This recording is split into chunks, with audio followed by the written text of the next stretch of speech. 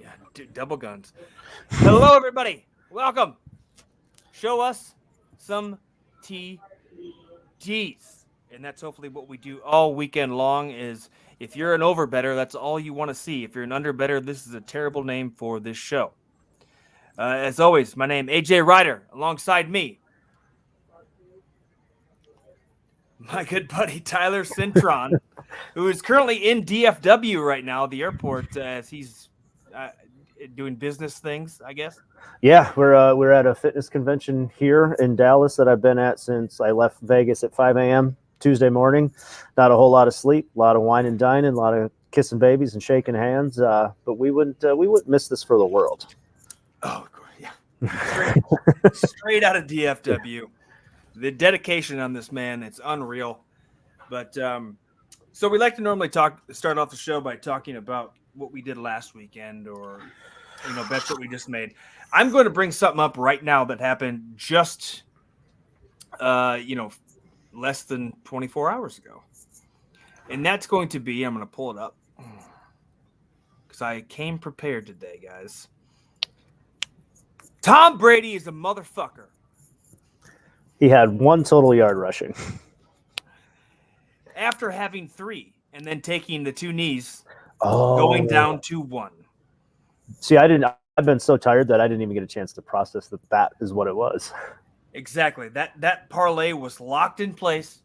It paid. It was about to cash out. And then the Bucks take 2 knees. He loses 2 yards, and he finishes with 1.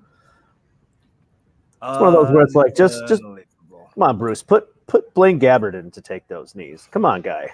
Just hand the ball off to Lenny, man. Let him get another TD. It's fine. Yeah. It's fine.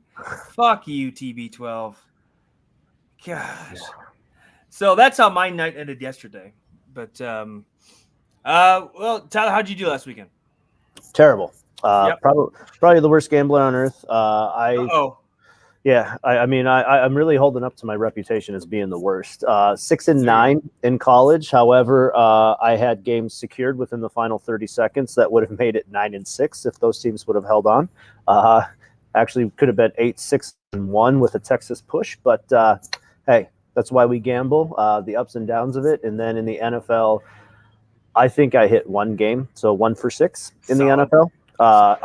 And then I lost Monday Night Football on the spread, but I did hit it on the over, so that would put me at 2-7 for last week.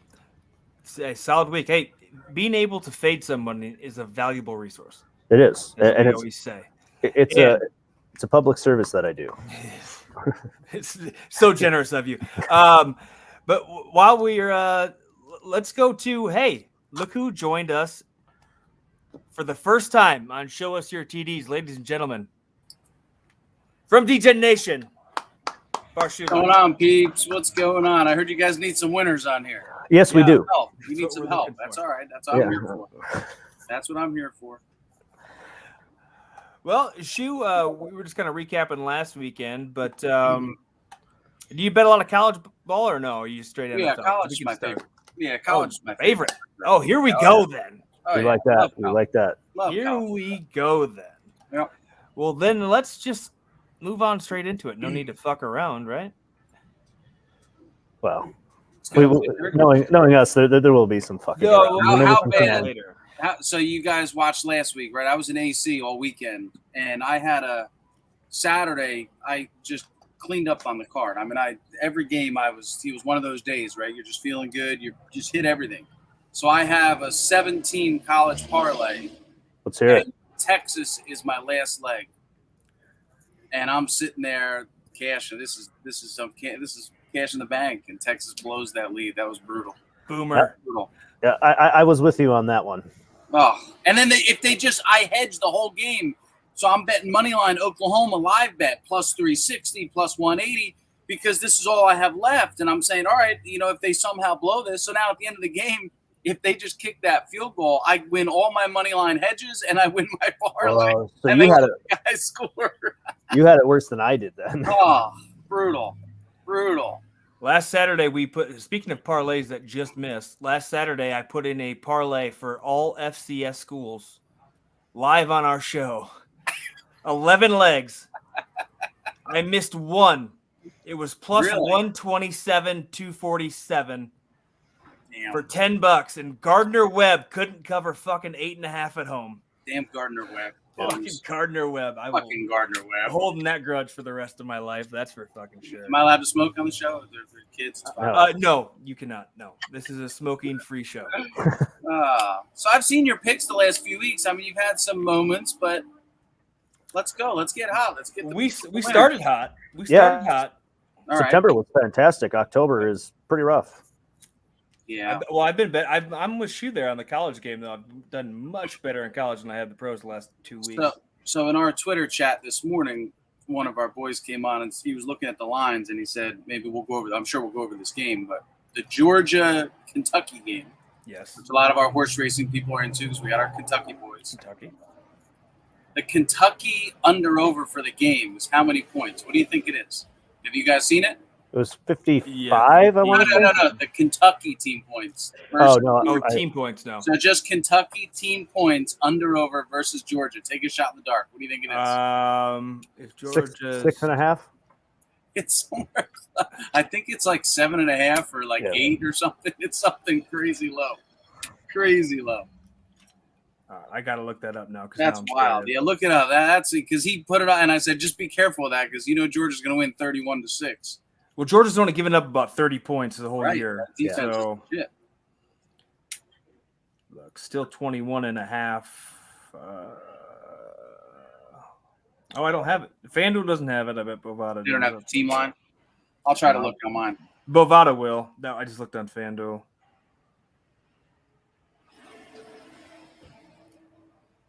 But Shu, what's up? You playing Keeneland today? How you doing? Playing Keeneland. I was at the beach all morning. I had a work teleconference that I took on the beach, and it was a beautiful day here at the Jersey Shore. So I was sitting on the beach. I just got home and threw on a sweatshirt and said, shoot, I got to get on a call here and talk some football with the boys. So it's been an eventful morning, but it's been beautiful here.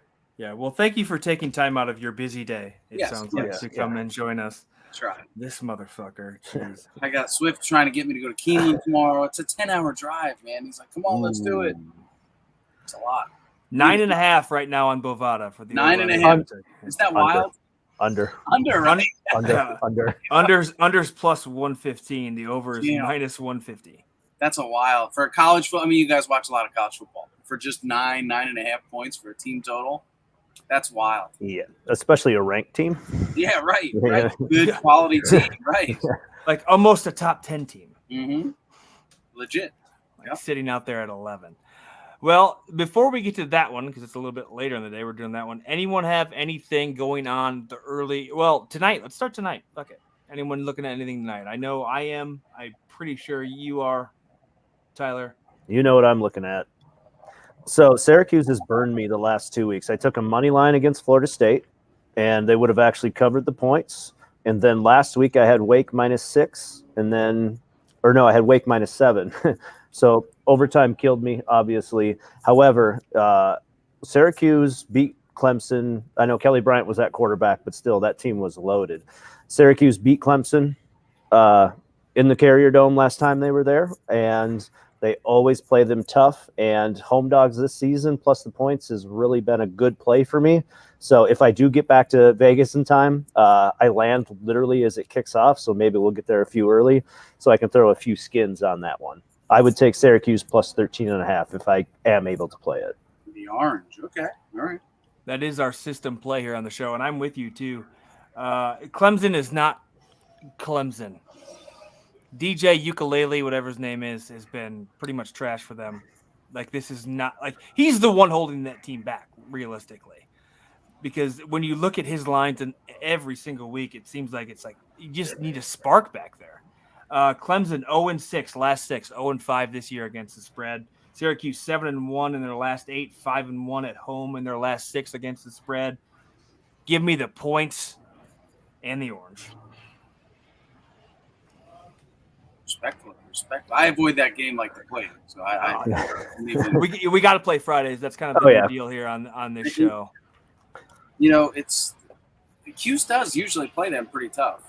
I think I hammered the over last year or the year before and got killed. I lost. It was an under game. But Cuse does usually step it up for the orange or for the the Tigers. And yeah, I don't know. That's a toss-up game. I'll stick with you guys. Yeah, and they're hanging in games. I mean, AJ's Rutgers Scarlet Knights took care of them at home. Yeah, Rutgers beat them pretty good, right? What was the Rutgers score? It was I think it was a double-digit game. That would be the game where they didn't cover the spread. 17-7. Okay. Yep. But yeah, you can't trust Clemson. Yeah, the loss to Rutgers, the loss to Florida State is kind of sad. But then played Wake Forest, who we thought 2 weeks ago might be the best team in the ACC. Played them tough, lost by 3. So the ACC just stinks. That's the bottom line. It's such garbage. It's just hot garbage. For you guys that may not know, I'm a Maryland guy, right? I went to Maryland. That's my team. And, people were upset when we left the ACC. And I was thrilled because the ACC is just garbage. North Carolina and Duke run the show in basketball. They make all the decisions throughout the league. And in football, it's Clemson and Florida State and everybody else. And when Clemson and Florida State are down, that league is terrible. Yep. I mean, they're awful. Tyler, you got anything else for tonight? Probably going to take Oregon first half cover against Cal at home. Line looks like it's 13.5, so I'm assuming first half is going to be 7 or 7.5. Actually, I can look see what it's at. It's circa. Where are we at? Mr. Circa live lines.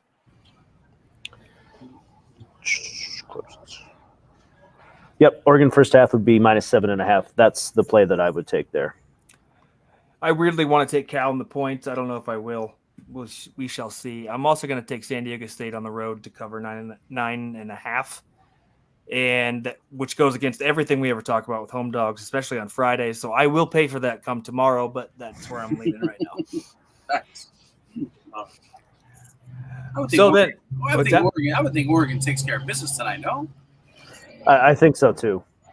Don't they have to after that tough loss at Stanford? I mean, they gotta do something, don't they? Yeah, and they're back home, night game. Eugene's going to be on fire. I mean, the matchup predictor, ESPN's got them at a 91.5% chance of winning. So usually when it's that high, they cover. I mean, Cal's not a very good team this year, are they? No. They lost. Not necessarily, no. Their only win so far is to an FCS school. They played Washington tough. Nevada was whatever. They haven't really played anything, but even the games they've played in, they've been close. The reason I came up with this one just to begin with anyway was the fact that I think Cal's D-line is a little underrated, and I think they've got a pretty solid secondary, enough to keep them close enough to stay within 14. All right, that's fair. They played TCU tough, and TCU's not a bad team. Nope. All right. Especially on a Friday. Fridays are kind of like Thursdays in the NFL. It's always kind of weird. So when you guys look at college games, because I know college and NFL, you can look at them a lot of different ways. Do you guys have a strategy or an approach that you kind of stick to? So I'm notorious for talking about home dogs plus the points. That's and anytime I go against it, I lose. Every single time. Yeah, like every single time. And he points it out. He's like, you preach home dogs and then you go against it, and every single time that I literally lose. First time he did the show, he was talking about home dogs and the points, and then he played those Friday games. He took all the road favorites. Can't do it. Come on, dude. Stick to your guns. Yeah, that was the night Louisville upset UCF at home. How about you? No, I'm a big fan of the home dogs plus the points too. Okay. I typically like to look at go back to the trenches, man. I like to look at, especially in college, man. If you got a great defensive line, I don't care who your quarterback is. Look at what has happened to Corral a couple of times this year, who's been a Heisman guy. You put a lot of pressure on these college quarterbacks, man. They can suffer, and that's when you take advantage a lot of times. So I look at the PFF grades on what I'm looking at from the offensive defensive line matchup and see where I can get maybe a little bit favor, especially when you look at, like I talked about Kentucky a week or two ago, talked about against Florida. Florida's D-line was just rushing the shit out of the quarterbacks all year long, and Will Levis's passer rating under pressure was like 20. So I'm like, dude, if they keep them upright, they can win. They can win this game and cover for sure. And ultimately they did. So that's kind of what it came down to. Ended up taking Kentucky, I believe. But nice. That's typically what I look for, especially in college, NFL as well. But All I do now, and I've never had more success in my life, is go to the schedule, whether you use ESPN or whatever app you want to use if you're a gambler, and I go immediately to the week ahead. I'll look at week. So we're in week 7 now. I go right to week 8, and I look at the big games on the slate for the following week. Because you know it, you were in college, I was in college. We're 18, 19, 20-year-old kids, and they're always looking ahead and peeking at that next big game. So when I look at Notre Dame's schedule, I try to find whoever's peeking ahead to playing Notre Dame. You know, USC, a lot of the big name teams, and you can catch teams often peeking ahead. That's my favorite angle in sports betting. Well, I'll take a stab at that tonight and take a look at next weekend's slate and see what we got cooking there and make some of those plays tomorrow. And the unfortunate, so I grew up with my buddy's diehard Notre Dame fan, and he would say it every year, like the week before Boston College plays Notre Dame, hammer whoever Boston College is playing. They're looking ahead to Notre Dame. That's their Super Bowl. But if you look this year, we've kind of gotten screwed because Notre Dame, I think it was – who's the team that just beat them? Cincinnati. Yep. Cincinnati had a bye before they played Notre Dame, so you couldn't fade Cincinnati the week before. And then the other team that just played Notre Dame, they also had a bye before Notre Dame. So the Notre Dame bet has been tough this year because a lot of teams have byes going into them. But that's like one of the best angles in sports betting. You're looking ahead. We're all young, kids. They're having fun. They're having the time of their life. They're all peeking ahead to those big games, always. So that's why USC didn't show up against Utah. Who are they peeking ahead to? Notre Dame this weekend, yep. There you go. Well, I mean, they had 2 weeks before that game, so yeah. But no, you're right. We should use that as the excuse. I'm fine with it. Yeah. 100%. I don't know why I was trying to argue that. 100%. So then let's move on to Saturday. The early slate, the 12 1 o'clock, wherever the hell you are, games. Anyone got anything going on there?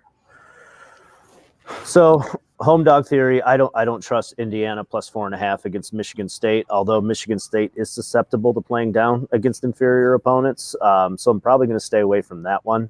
I'm super intrigued to see the Oklahoma State-Texas game. If I was to bet anything in that one, it would definitely be over. I do like Arkansas to cover 5 at home against Auburn. Staying away, but one that I'll probably play is Minnesota plus 4.5. That's a home dog, and I feel like this is a little bit of a letdown game for them, pretty much having Michigan on the ropes at home and then giving that one back. What about you, Shu? So I'm a Big Ten guy, obviously with Maryland, so I'm following Big Ten big time. I look at Iowa. Iowa went to Maryland and beat our asses a couple Friday nights ago. We had a lot of injuries and whatever. We got killed.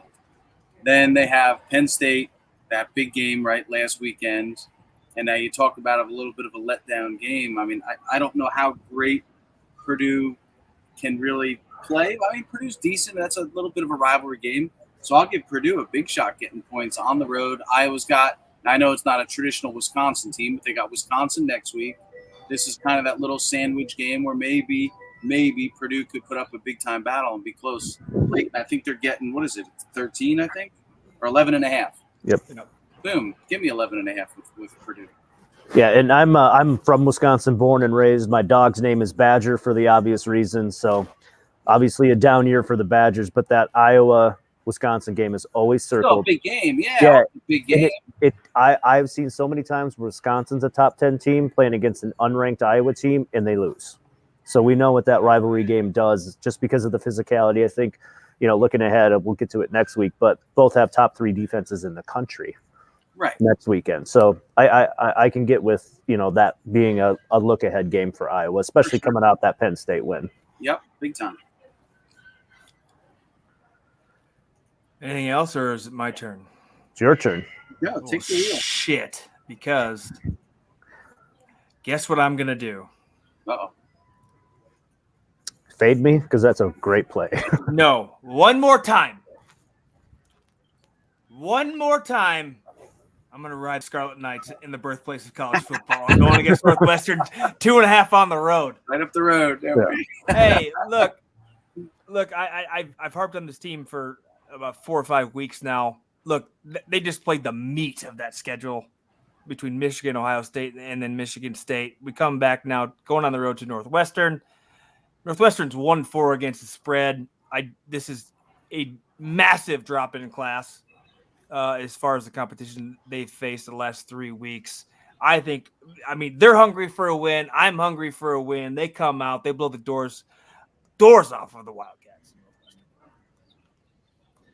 Also, noon game wise, I don't think I had anything else. I don't like a lot of the college games so far this weekend. Except for maybe the bigger ones.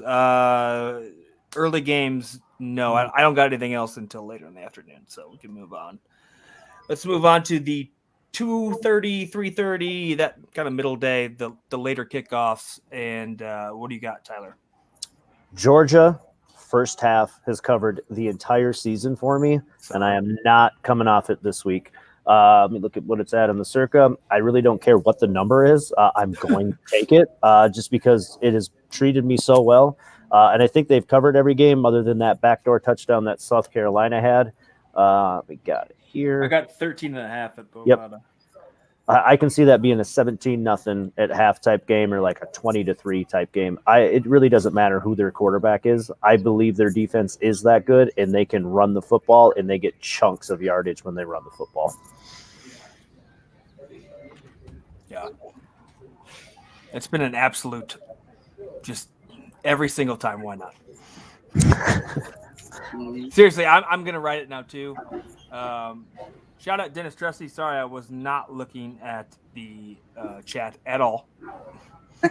Tom wants to let me know USC stopped being good a long time ago.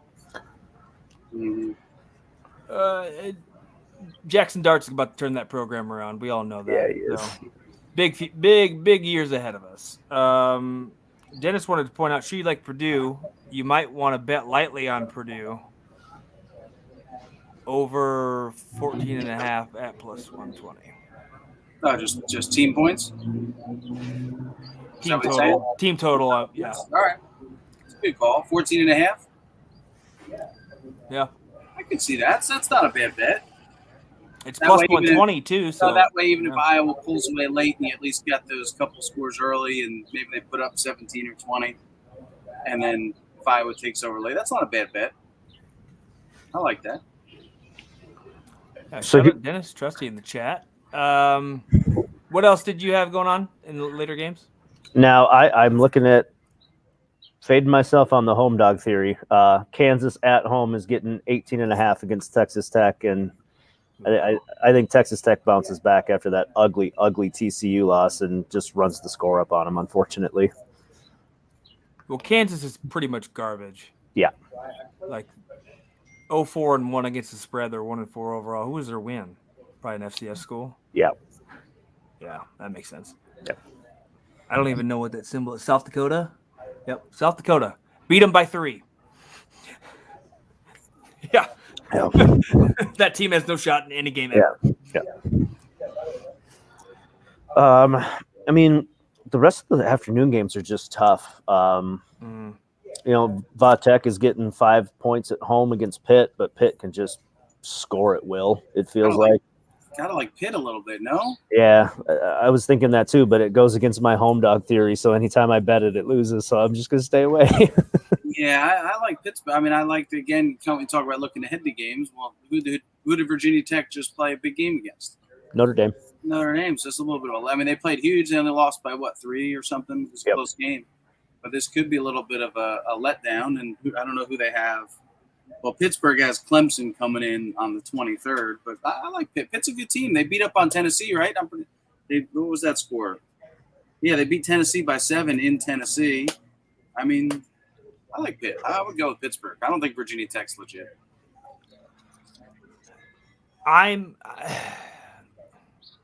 The way they played Notre Dame, and now they come into Pittsburgh, they got no one to look ahead to if you think Syracuse is what they're going to look ahead to if you want to go that route. It's hard to bet against Pittsburgh, though. I love Pittsburgh. I'm such a big Pittsburgh fan. Me and Randy talk about it all the time, too, because like they have more Hall of Famers than just about any college in this NFL Hall of Famers, than any other team Legit, in these United States, like Dan Marino and Aaron Donald, Larry Fitzgerald, like the people who come out of there, it's ridiculous that this team hasn't won Curtis 1,000. Yeah, the list goes on. Like it's a deep list. My sister's a Pittsburgh graduate, so I always lean to Pitt. I remember going out to the games. My dad, a real quick story. My dad went to homecoming one year, Pittsburgh, West. I couldn't go. I had a game or something back home. So he goes homecoming versus West Virginia at Pitt's old stadium, not at the new one they built, at the old stadium on campus. And so at halftime, the PA announcer comes on and he says, "Ladies and gentlemen, there's a pickup truck, West Virginia license plates with their lights on. License plate EIEIO," and the place went nuts. The guy got fired. The guy lost his job. He lost his job for that. Yeah. Wow. Great story. My dad was telling that story to everybody. But I love Pitt. And you're right. A lot of great players have come through there. It's a good program, and they got a pretty sneaky team this year. The only reason, like, I didn't want to take it right away, and I should take it. Actually, I'm gonna take it. Why not? That defense is so stacked compared to what I'm looking at as far as the Vatek offensive line, and not to mention Vatek starting a true freshman quarterback who's never played a down in college football. Oh, even better. Yep. Yeah. So the only thing that held me back was the fact of our home dog theory, but dude, I have to fade that in this game for sure. And it's not. I don't know about you guys. I agree with you on the road dog stuff, like big time. But I think more night games in college. True. Like I love taking the points of the night home teams. Day games, Well, 3:30 to me is like a night game. Oh, Shu, what do you got going on afternoon slate? I don't know. Anything else? I don't. It's not a great slate to me. It's not a great weekend. Sometimes on weekends like this, where games just don't like pop out at you, I'll sit chilly and I'll wait to live bet games. You know, I'll dig into one of these games and just watch it and watch the turnovers and watch the kind of the way the game's flowing. And I'll take some stabs at live matchups and try to hit some comeback games. I mean, nowadays with gambling, years ago it was only, hey, you pick team A or team B and you roll with it. Nowadays with live betting and jumping in after a turnover when Vegas overreacts to a line, you can really make some money in this game. You know, like I said with the Texas-Oklahoma game. Like you could feel Oklahoma wasn't going to just go away completely. They were going to make some sort of run. Well, if you bet Oklahoma before the game, what were they? What was Oklahoma? -3 or 2.5, depending. Or 3.5. All of a sudden, you're getting like 15. You're getting 2 touchdowns in a rivalry game, and you're saying, man, they couldn't play worse than they have in the first quarter, first half. Let's take some shots. So I tell everybody, if you don't have a really strong feel, dig into a game or two, let the flow tell you where it's going, and then take some shots.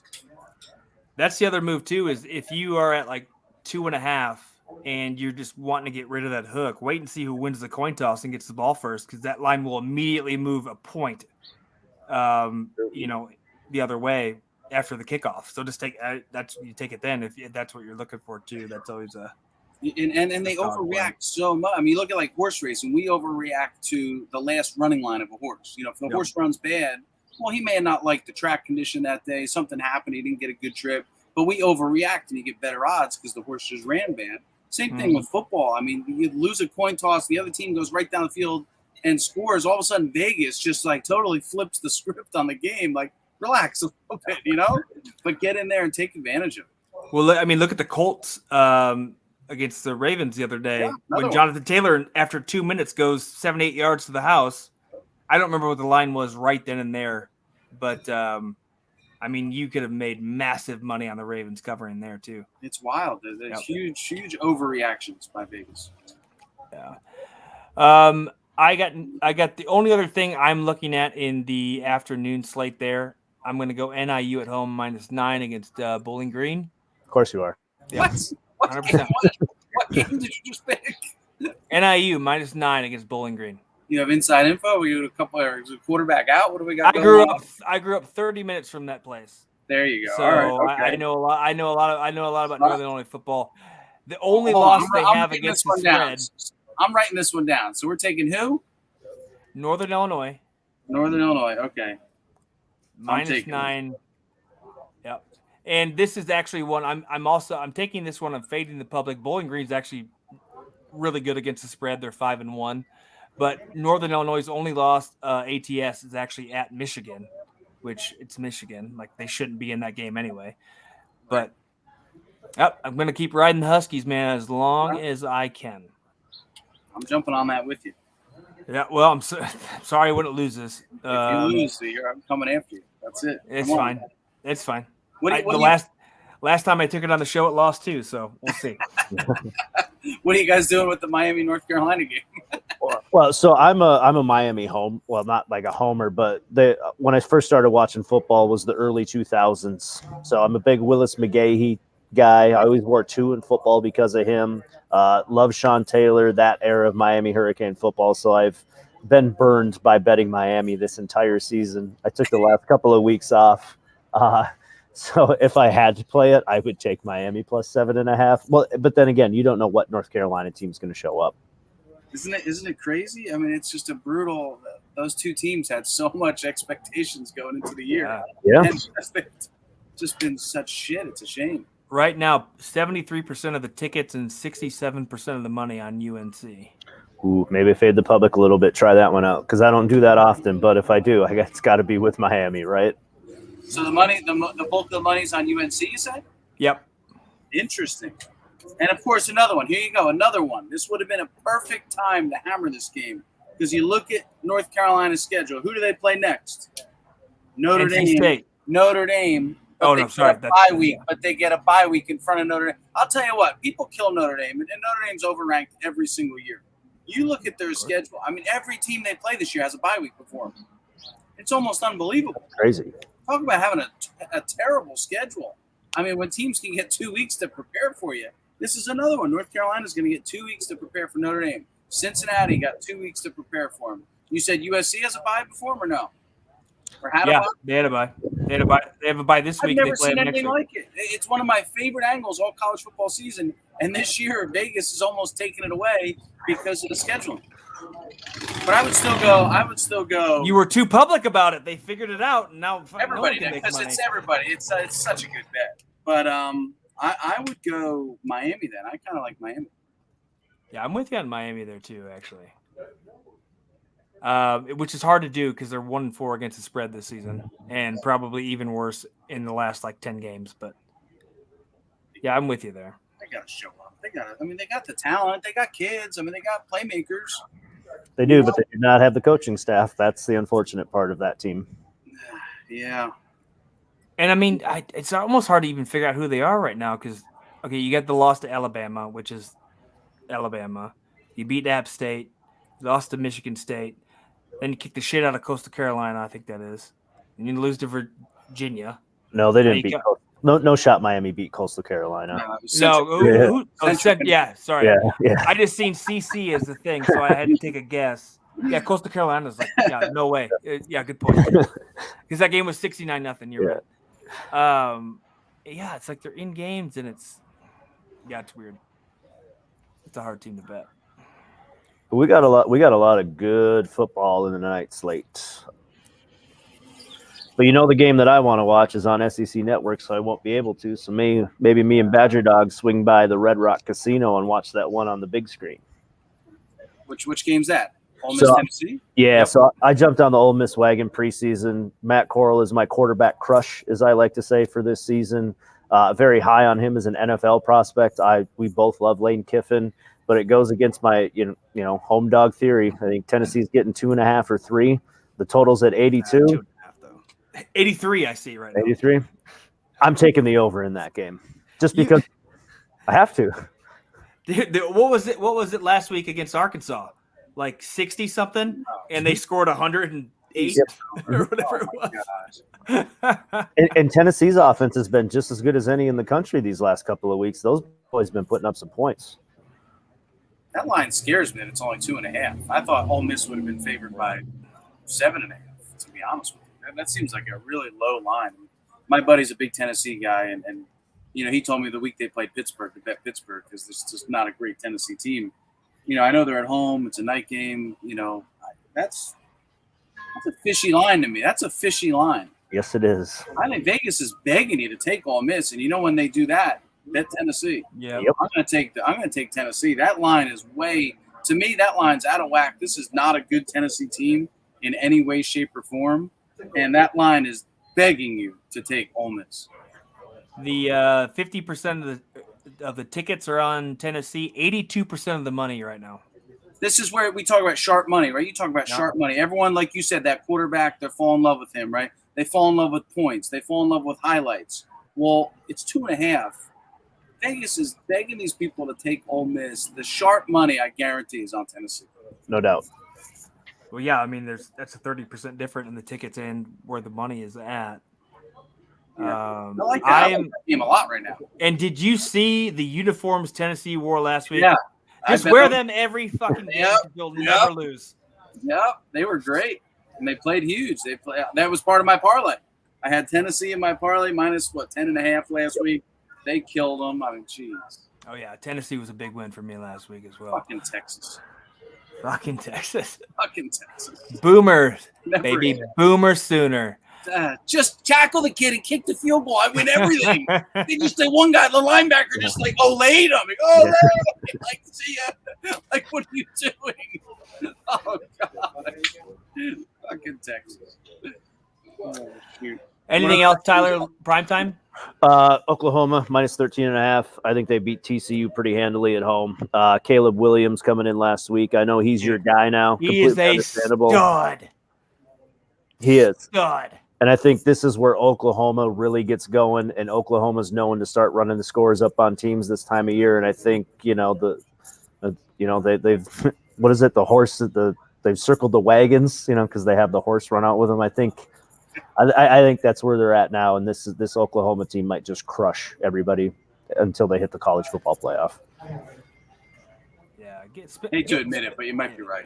Because I hate this Oklahoma team. I hate them. Like, this is the worst top 10 ranked football team I've ever seen in my life. I mean, they got lucky versus Texas. Obviously, they got lucky a few weeks ago, and was it West Virginia? Yep. I had West Virginia money line getting 17.5 versus them, and then I lost on that last second field goal, whatever it was. This Oklahoma team is not good. But you're right. This new quarterback, he's better. Everyone's thinking maybe a letdown versus Texas, but this is the time when Oklahoma starts running up the scores on these less, talented teams. So if I was going to go anywhere, I'd probably be with you in Oklahoma. Oh, well, that's three of us because I'm going to ride the Caleb Williams bandwagon as long as I possibly can because that dude is a stud. So I'm with you there at minus 13.5. There is one other game that I like. Okay. Wisconsin and Army. Ooh. Totals at 38.5.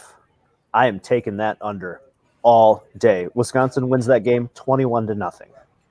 Really? Yeah. You can't score on these these inferior teams. You won't be able to score on Wisconsin, but they're never going to put up more than 24 points is probably the most they're going to score last week all season. You might be right. They put up 24 against Illinois. Yeah, that's going to be. That's the only game they've gone over. Oh, Eastern Michigan, they went over 20. But other than that, spread? What's the spread of the game? 14. And we already talked about who they're playing next week, right? They got Iowa next week, so Wisconsin. Purdue. Yeah, Purdue. That's Purdue. Yep. Does Iowa have a bye before they play Wisconsin? You sure? I thought they played Iowa. I've got Army, Purdue, Iowa. Oh, okay. Oh, you're right. I'm sorry. I stand corrected. You're right. Okay. But I like that under bet. That's a smart bet. Which is hilarious because it's 38 in a college football game. Of course, it is the Big Ten, I guess. Yeah. So fair enough. Yeah.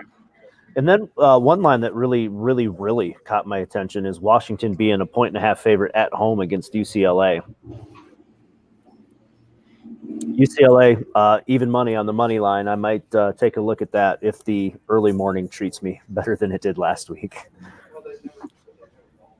Yeah, but UCLA right now, it's like who shows up because they didn't show up against Fresno. We thought they would. Then we tried Stanford, and then Stanford showed up, and UCLA didn't. And then it was like I came back and wanted UCLA against Arizona State, and then they didn't show up. And then I didn't want to take them against Arizona, and then they showed up for that game. Like, I have no idea what UCLA is going to do week in and week out. I feel like at this point, so why even try? I'll tell you the one game I am going to bet, and I'm going to.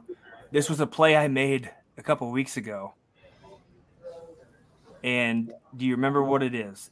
Because it involves a former Big Ten coach who's the offensive coordinator for a really small, shitty school right now. I tried Louisiana Monroe getting 33 at home because Rich Rod is their offensive coordinator, thinking they can score points, right? They did not. And now they take on Liberty, who, what's his name? Wilkins? The quarterback at Liberty? Yeah, Malik. Malik. Yeah. Wilkins, I think it is, who's absolutely crushing it right now and is just a highlight-making machine. So I might take Liberty minus the 31.5 on the road. I don't care. That's such a random game. I love it. Yeah. Oh, I do that quite a bit. I love the random. I rode Texas San Antonio for a while there too, a couple of weeks in a row. And they're undefeated too. Yeah, man. Same. Like, got a good school against shitty competition. Why not? I got to dive in a little bit more, but I saw Arizona State at Utah's at a pick'em right now. I'm curious to see where that line goes. If it goes in favor of Utah, I might throw a little on Arizona outright. I've got Arizona -1 right now. I'll keep an eye on that and see what trends throughout the day, or maybe see how that game starts and dive back in. I think we got the game of the weekend. I think, and we were all on the same side, right? I think the game of the weekend we put out for people to play is Tennessee. Were we all on Tennessee? I'm on the over. You're on the over. All right. Over. But we all like Tennessee, right? We were leaning Tennessee. Yeah, home dog theory. Something screams like. I think that's the game. I keep looking at the SEC slate, and I'm trying to see, mapping it out, and that just looks like a big time opportunity for Tennessee to make a statement. 2.5. I still can't believe that line's 2.5. Especially with an over of 82 or whatever it is. Right. You would think it would be 7.5, 8, I mean, they'd have to be begging people to bet Tennessee. Oh, fall in love with the home. It's in Neyland, yada, yada, yada. No, 2.5. They're begging you to go the other way. Yeah, and give me some magic with Matt Corral. Give me a 57-56 Ole Miss win going for 2 with no time left on the clock because it's Lane Kiffin.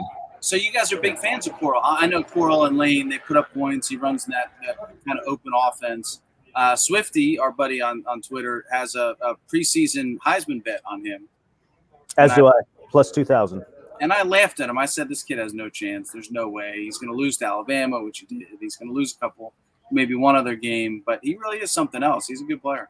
Yeah, well, I used to work for Kiffin, so me and him were big Kiffin guys. Did you like working for him?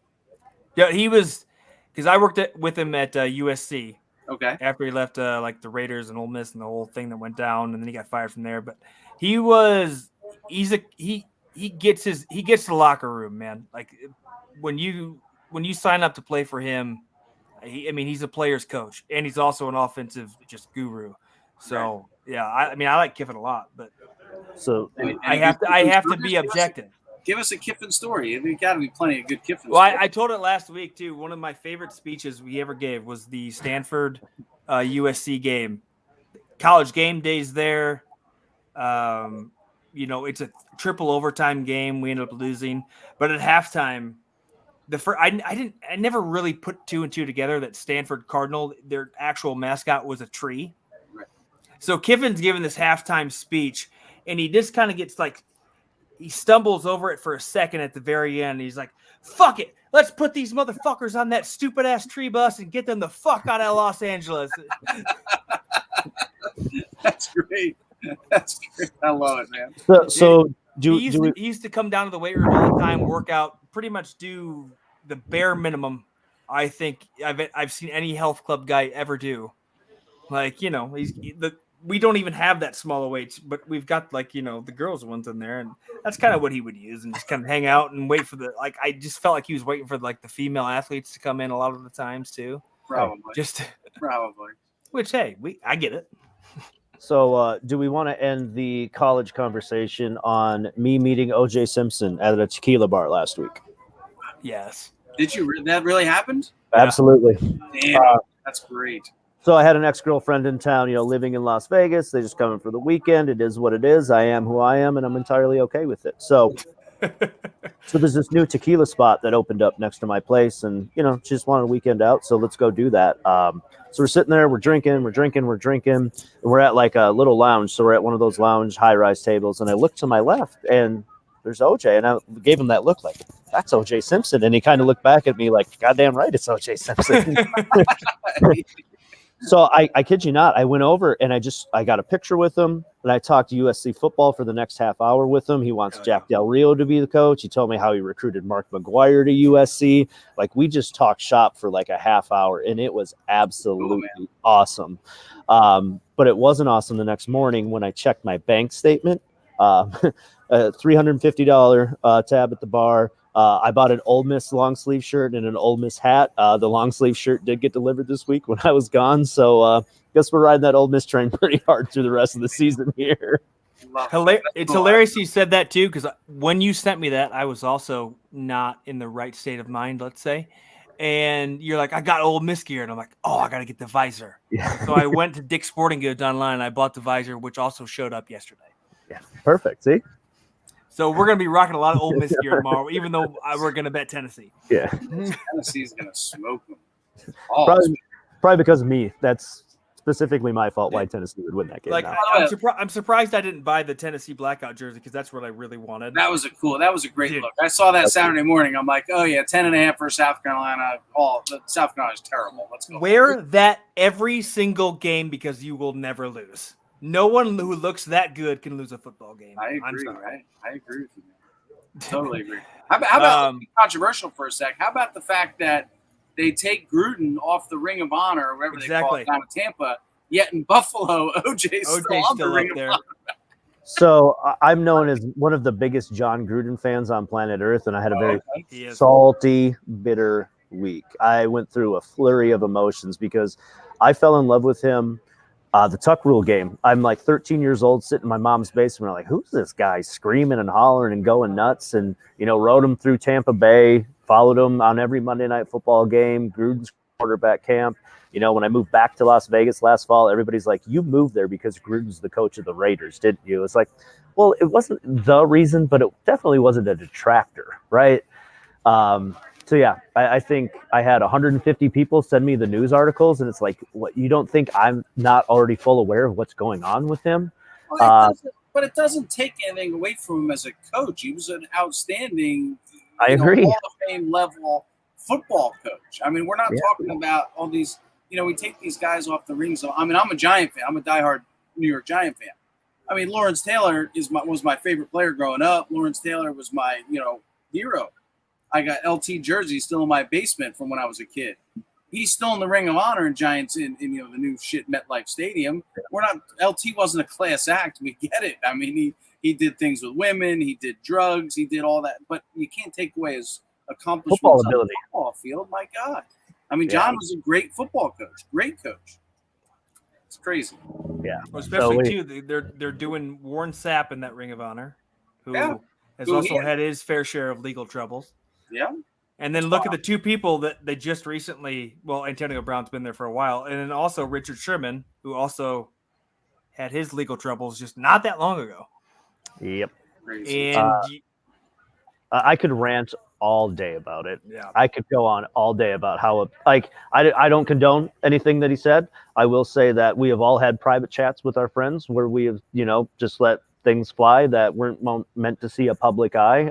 Obviously, need to be cautious with those kinds of things. I just don't like how it felt like it was a witch hunt towards one specific individual when there was a lot of parties involved, and Roger Goodell got his fall guy. So, especially because this whole thing was to go after Dan Snyder. Yeah, and the two people now who are under fire are John Gruden and Adam Schefter, who I think Adam Schefter is a scumbag anyway. So what happened with Schefter? Why, he was involved in that too? Well, he was writing a report about what was going on in Washington. And he let team president of the Washington football team edit his story and called him Mr. Editor. So he gave him the story he was going to publish and let him just kind of change whatever he wanted to change. Which, as a journalist, is kind of a no-no. Yeah, I don't know.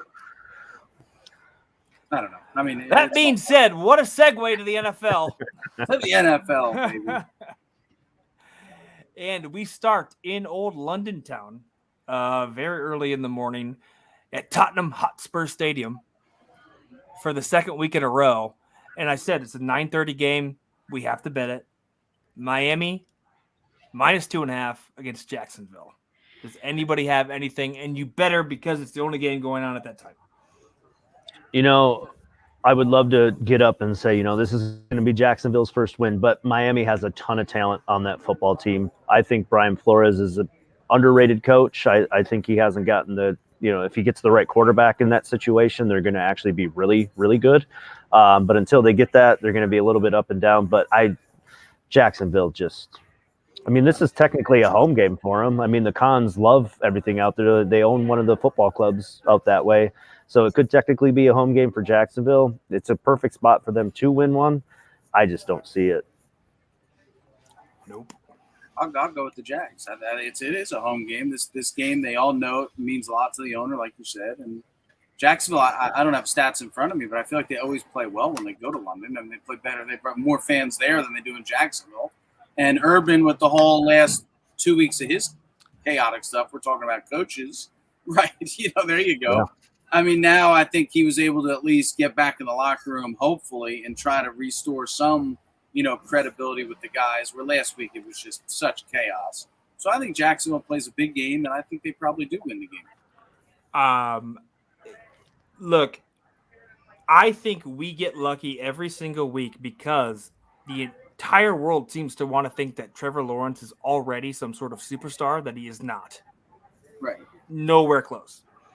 Jacksonville won one game last year. That team is no better whatsoever than they were a year ago. They've done nothing to improve that team. I will bet against Jacksonville every single week. And if I do that, I will consistently make money because they will cover maybe twice this year. They covered once, maybe one more time. This might be it. But as of right now, I'm looking at a team who is by far the worst team as far as turnover differential goes at -10. The next closest, I think, is like -5. This is not a good football team.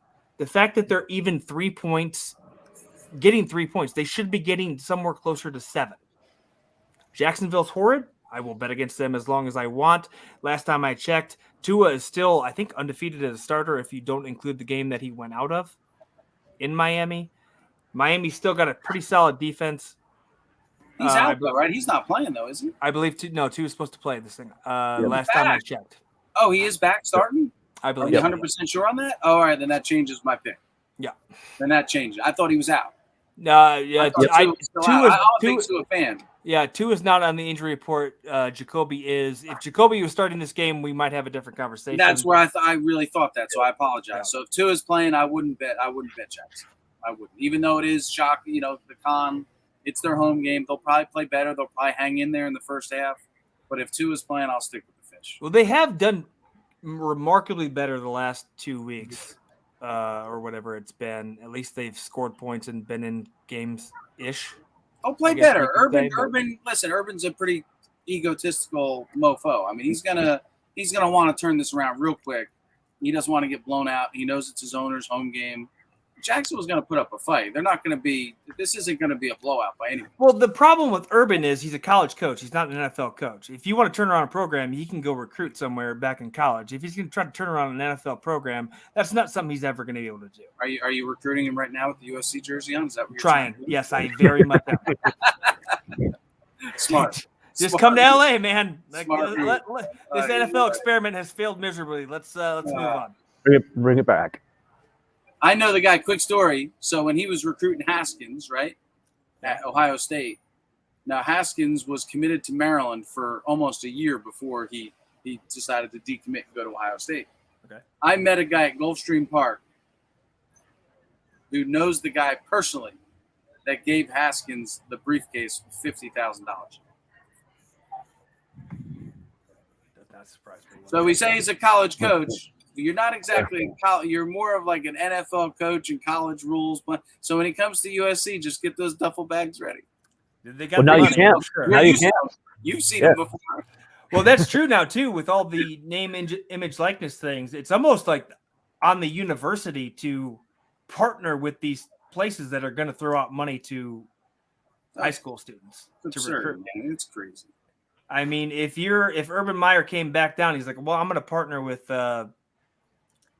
Barstool, and Barstool is going to give all my kids a bunch of money if I recruit them. Dude, that's where it's at right now. You got to have a good relationship with these companies throwing out cash. For sure. So that's enough time talking about probably the worst game of the weekend. Way too much time. Yeah, but also a fun conversation. Shout out Urban Meyer and that chick in Cincinnati. Let's move on to the noon slate.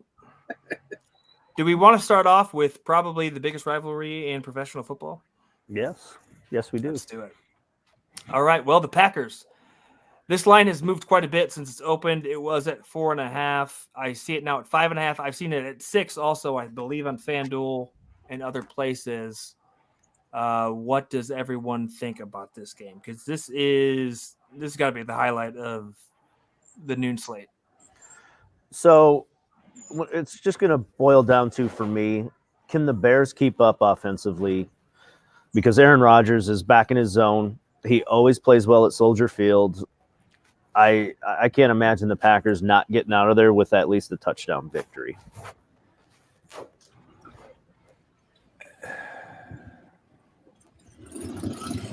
Okay, I got it at 6.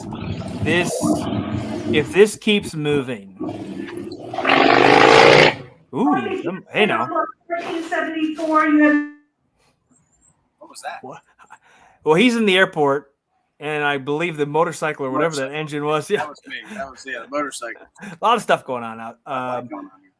So look, I believe most of the money is in the Packers right now. 68% of the money is on the Packers, 75% of the bets. This line will keep moving. If it keeps moving and I can get the Bears at 7 by Sunday, I will take the Bears at 7 on Sunday. I am also partial to the under in this game as well. If there's one thing the Cincinnati game taught me was the fact that I don't know if Aaron Rodgers is quite the Aaron Rodgers, the MVP caliber Aaron Rodgers that we've seen. Until David Bakhtiari gets back, hopefully Jenkins plays this weekend and helps that cause out a little bit more. But what I seen was the Packers stalling on a lot of drives. And this is a Packers team who I think we got spoiled last year in these two games where the over hit by a lot. There was a lot of points scored in the Packers-Bears games last year. I don't think that's the case anymore because traditionally this game is a low-scoring game. It's around a 24-10, 24-13, 20-13, 10-3 has been the score a lot of times in this game. So what I'm looking at right now, and of course Randy wants to jump in because he just doesn't feel the love anymore because he's not on anymore. But he's in the waiting room. I'm going to finish my rant before I talk about this. If I can get this line up to 7, I will take the Bears at 7. There's something about this game that irks me, and like I said, I've seen probably more Bear games in my time than I have Packers games, strictly because I'm from Illinois and they're always on. But there's something about this line that irks me, especially if it moves to 7. I will take the Bears, and depending on where it's at 44.5 right now, I'll take the under in that Packers-Bears game. This defense is good. I'm not sure if the Packers offense is back yet, and Justin Fields, who knows what the fuck's going on there. But let's, as we continue this conversation, good timing by Randy. Welcome to the stream, Randy from Triple Clowns. Thanks for joining us, I guess. Well, listen, I already heard my train intro right there because I'm coming in hot. You heard that? I mean, that's my thing. What's up, guys? No, I actually just wanted to stop in because I was listening to you guys being infuriated by the what you guys were just talking about. Not because of you guys, but what you were talking about. I mean, I don't know. I just wanted to jump along the hatred that you guys are spreading the last few minutes of college football people being paid. Obviously, come on, guys. Like, this is silly. The fact that, like John Gruden will never work again. Neither will Michael Richards. Okay, enough said. You can't do certain things out there, guys. We all know this. Like, do I need to touch upon that? Certain things you can't do. John Gruden did it. But I am curious about your picks, guys. So I have a couple of myself. Monday night, especially. Ooh. Well, I already know where that's going. That's pretty easy. I I won't spoil it, but I'm not. I won't give it away.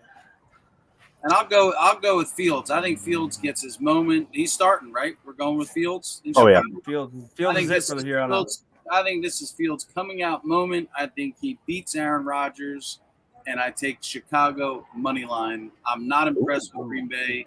I watched that entire game last week.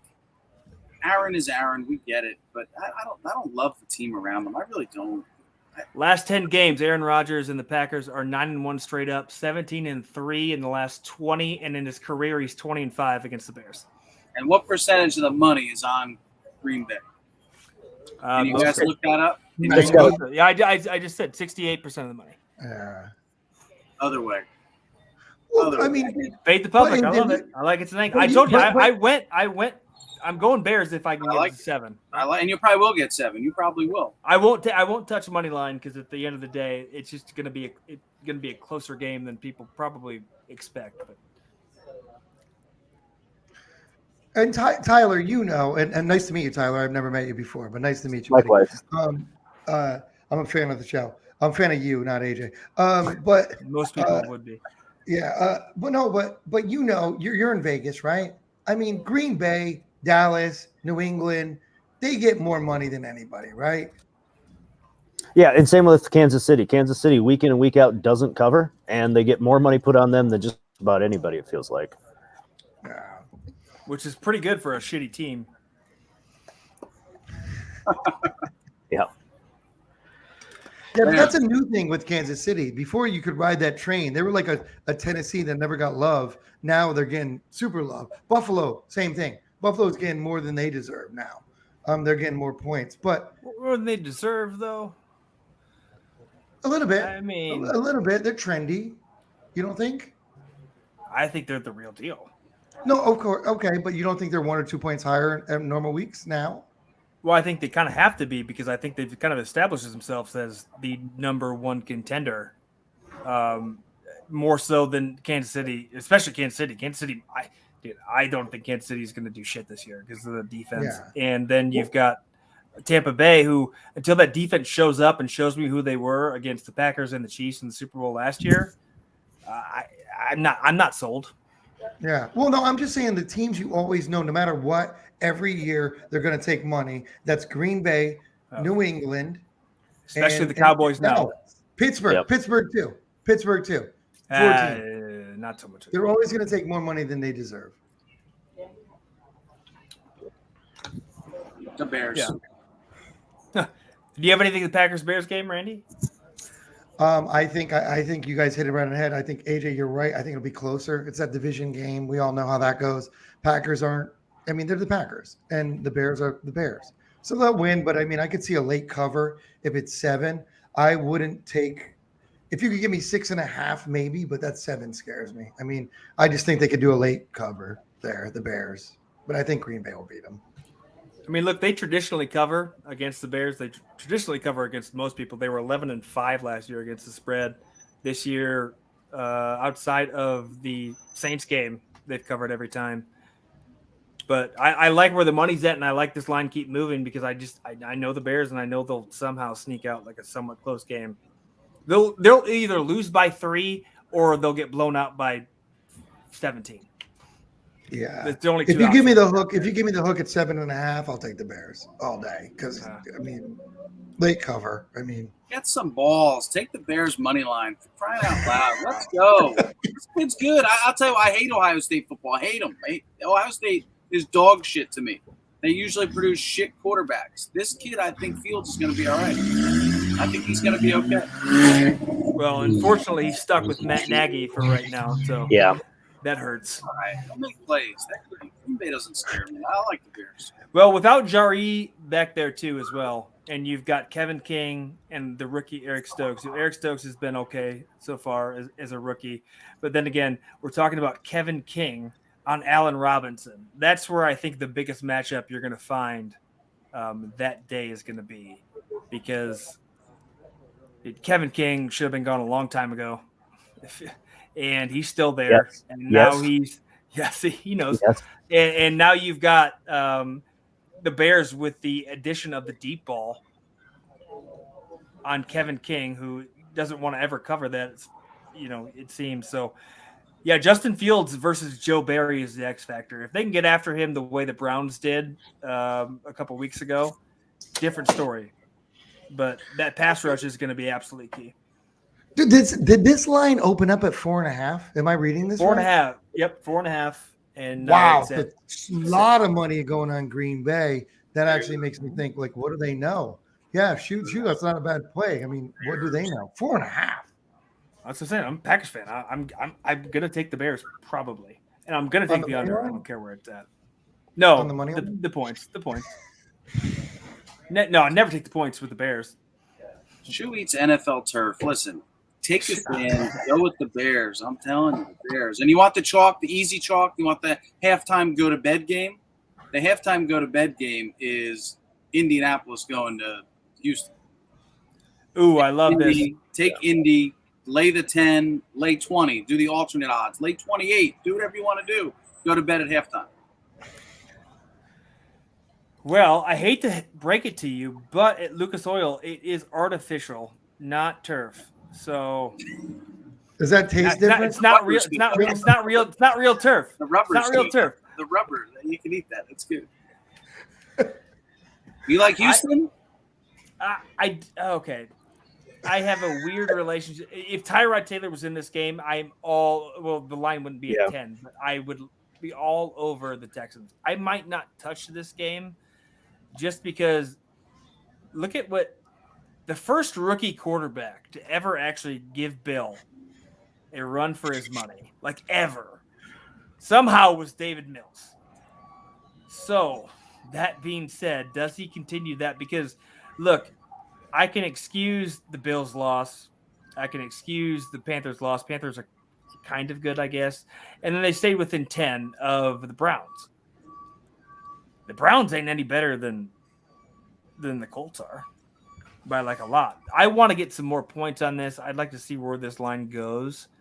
It's in heavily favor of Indianapolis at 67% of the money.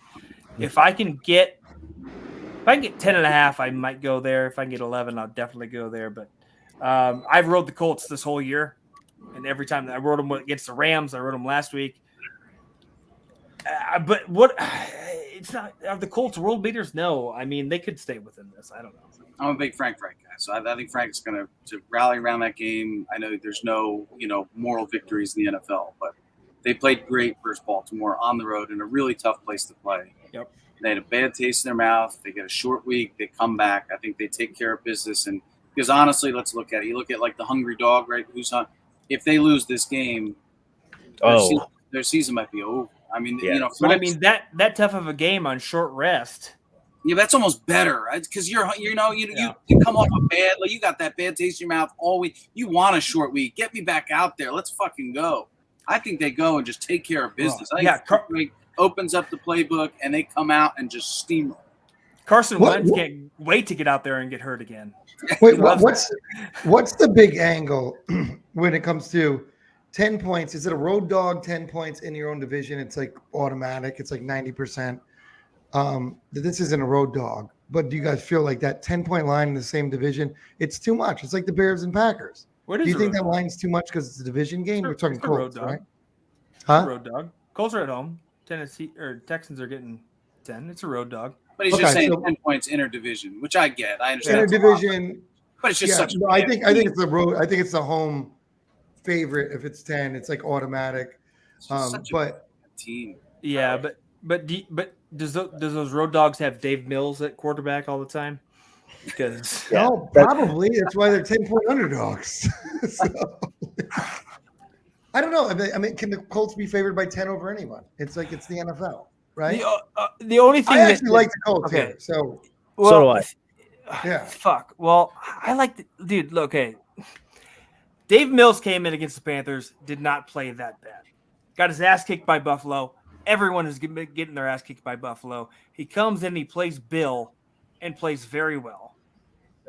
Now he goes to an Indianapolis team who I'm not entirely sure we even. Let me stop you. How do I get? Hold on. Let me stop you right there. Let me stop you right there. What did New England just do the week before?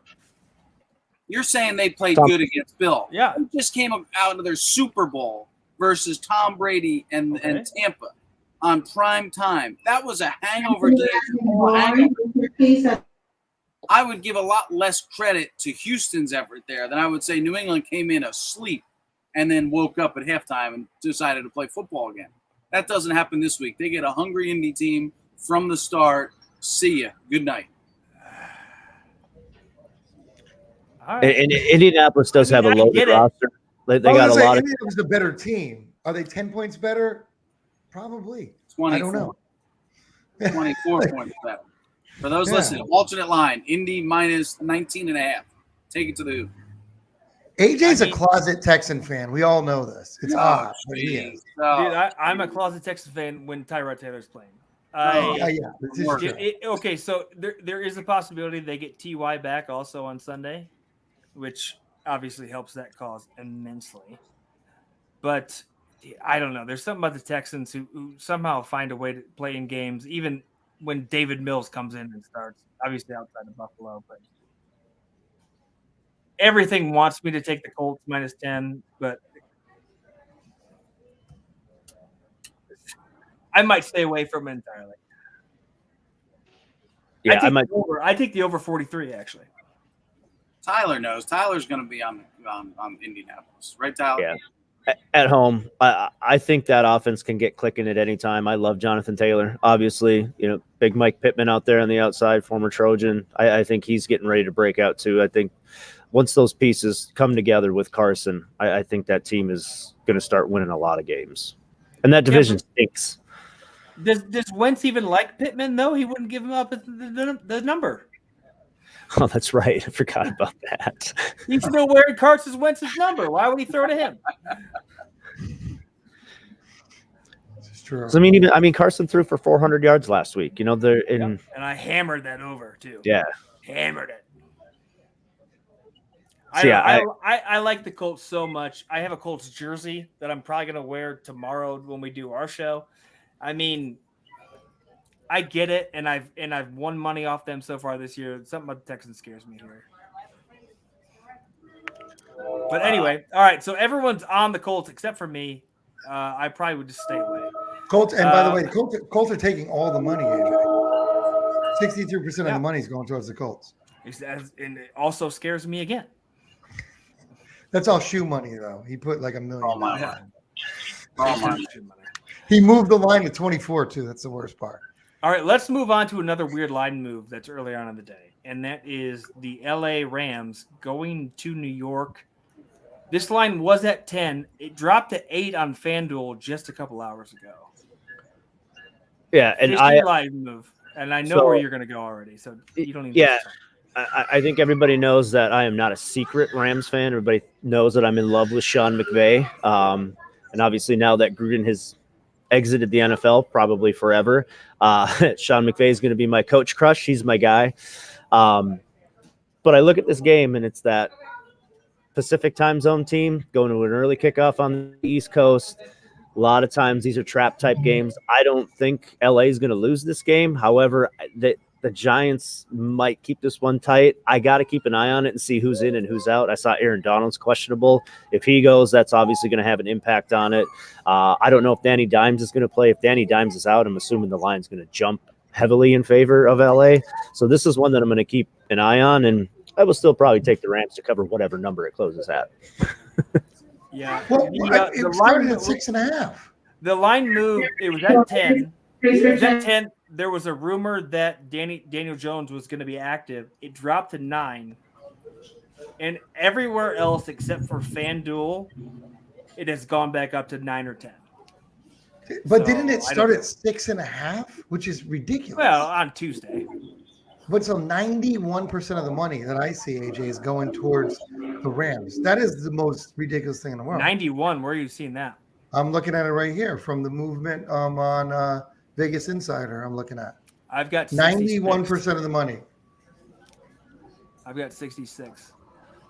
Oh, I got 66 here, and then PFF is telling me 66.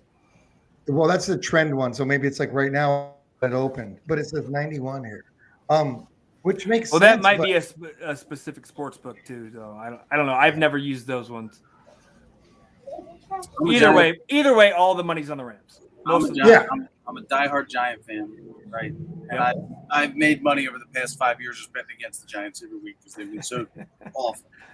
And it's hard to watch. And for people who don't know, I mean, the Giant fans are truly one of the most loyal and great fan bases in the NFL. They really are. Nothing like Jet fans.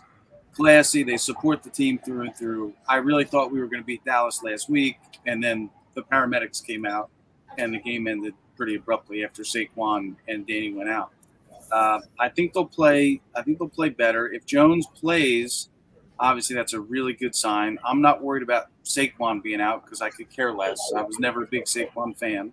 When he never plays anyway. He never plays anyway. Running backs are completely useless. The kid now is Tony with the punch. What is the NFL's? Is he playing? Does he have to sit out at all? Did he just get fined, or is he fully eligible to play this week? Because that was the bright spot last week. Was that kid showed you he's got a lot of talent. He's still questionable with the ankle. And I'm with you too. When we did our draft special for the Green Bay show that I do, I was very high on Kadarius Toney. Like very high. I like that kid a lot. I think he's going to be really good. But I got him questionable with an ankle. I don't see anything about But the punch, he's okay. There's no suspension. He's in the clear there. Okay, all right. So I think the Giants will play big, and as a Giant fan, I can only hope. Maybe we talk about look-ahead games. Maybe the Rams are looking ahead to the Lions next week, and we get to beat them. You said the Rams are looking ahead to the Lions? A little tongue-in-cheek. There's a little tongue-in-cheek there. Looking for a week off. I heard it, and I just had to say it out loud to make sure that's what I heard. Maybe Stafford's looking to put revenge on his old team. And he's okay. That's okay. Fair enough. I think the Giants will play tough, though. The coach, he's – I mean, listen, we haven't gotten the results in New York for sure, but this team is better than what they've shown. It is a cross-country game for LA. I could see the Giants actually playing. If Jones plays, 9.5 is way too many. Way too many. And Colleen Davis, we need you at the gate. Tyler, you're not flying private, brother? Come on, man. You saw my slate last weekend. I'm just lucky to be flying at all. Where are you heading? Heading back home. I was in Dallas for a conference all week. So nice, man. Nice. Early morning workouts, conferences all day, and trade shows, and whining and dining at night. I got about 7 hours of sleep since Monday night. So we're definitely going to get a few hours of sleep on this flight back. Attaboy.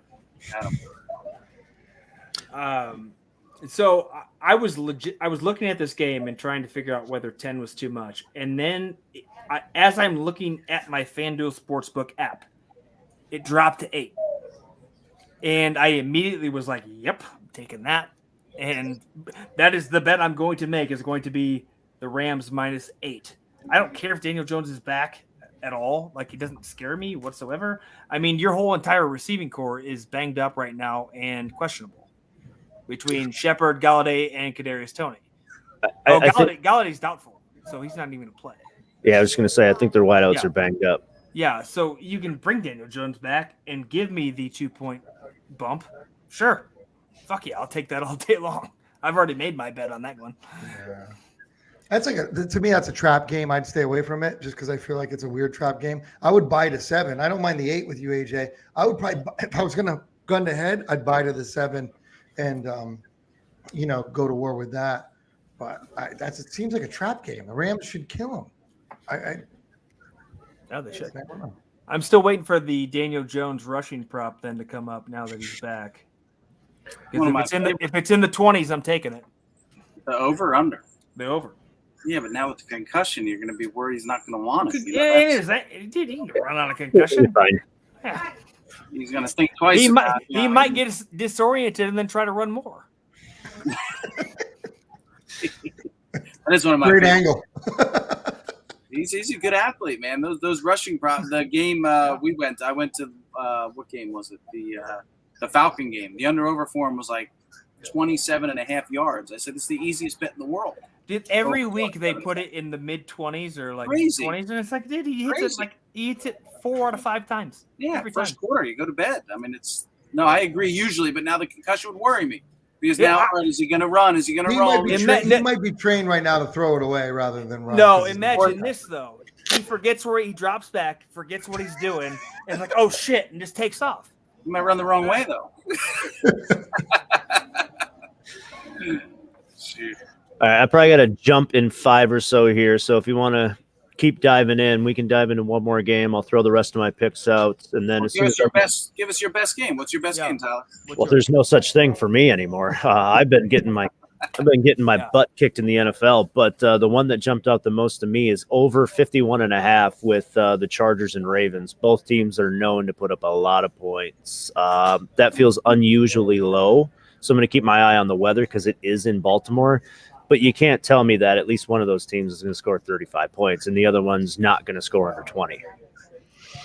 Makes sense. That's a good call. I feel like people play Ravens like they still have the same old defense. And also, it's October in Baltimore. Yeah. It's not December. I mean, it'll be fine. It's not a bad play. 51? Yeah, I got 51.5. Yeah, it's not bad. I like that. I like it. I had a stat to throw out for that over under, I believe, and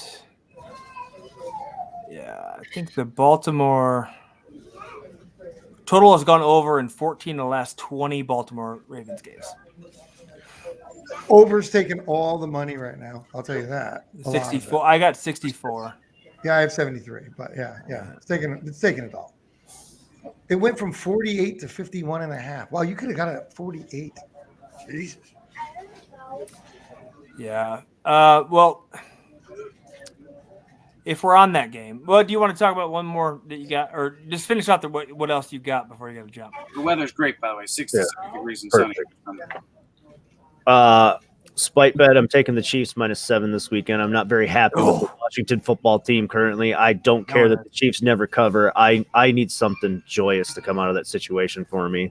I know they're retiring Sean Taylor's jersey. I'm a big Miami guy, so that I think that's really awesome of them to do. Just curious on the timing. I think it's very poor timing, and I hope Kansas City and Andy Reid, who's a friend of John Gruden, goes in there and puts the boots to him. And they're so. Even on paper, Kansas City, great offense, terrible defense. Washington, terrible offense, terrible defense. Give me Mahomes and those points all day. I'm staying away from Arizona and Cleveland. I'm just going to sit back and enjoy that football game as a football fan. That Arizona's bitten me quite a bit throughout the year or this season so far. Is Myles Garrett the one that's going to bring Kyler Murray back down to planet Earth? Maybe, but I've also thought that was going to happen a couple weeks in a row, and it hasn't. The Dallas-New England line is super tricky to me. I don't know why it would be even with obviously Dallas would be at 6 with Dallas getting 3 at New England. I think that offense is way too high powered, and those young playmakers that Dan Quinn has on that defense they're pretty good on defense. I like watching that team quite a bit, even though I hate the Cowboys. Curious to see how Geno Smith steps in with that offense. On Sunday Night Football at Pittsburgh. Probably going to stay away from that one until game time where I can kind of get a flow and feel on how the day's going.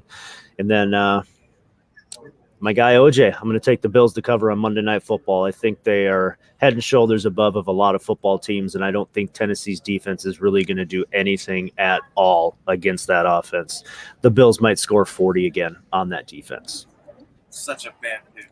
And the Titans will score 55, just so you know. I'm a Titan fan. So, but I do have to say, your Dallas bet, that's my best bet of the week. Yeah. I don't even know how that line is that line. Like it almost is too obvious where they want you to overthink it and take the Patriots somehow because it's still Bill Belichick, but still the Patriots. Yeah. I can't. Yeah, I just think Dallas is that good this season. And I think New England's not that good. So I think it's that under 7, forget about it all day. Yeah. All right, boys. I got the notification that it is time to start the boarding process. So I'm going to go use the bathroom. I appreciate everybody coming on today. AJ, it's always a pleasure. And we'll be back at 2:30 Central for the Georgia Bulldogs and the Kentucky Wildcats. So hopefully we'll all have a slate and get the momentum rolling for the weekend tonight with the Syracuse 13.5 point cover. Yep. Tyler, And then, good stuff, man. yep. And then we'll throw out all of Tyler's picks on the DGen channel for tomorrow and Sunday. But you will see him again tomorrow on the channel as they're calling his flight right now. Yeah, we can hear him. Tyler, if you can hear me, great meeting you, buddy. You're doing a good job. Awesome, man. Keep it up. Safe travel. Same. Bud. Thank you, guys. Thank you, gentlemen. Enjoy your Friday evening. See you tomorrow. You got it, brother. All right. See, I love Tennessee. Love Tennessee. Yes. Love Tennessee. They're going to steamroll the Bills. They Steamroll. did last year. Remember Josh Allen quit last year, like fourth They're going quarter? to run the against them? ball down their throat. Buffalo, if there's a weakness to Buffalo, I feel like you can run on them. You can run all day on Buffalo. They set up perfect. They were set up for the Chiefs. They're designed to play that way. Tennessee's going to hit him in the mouth and hit him in the mouth and hit him in the mouth again.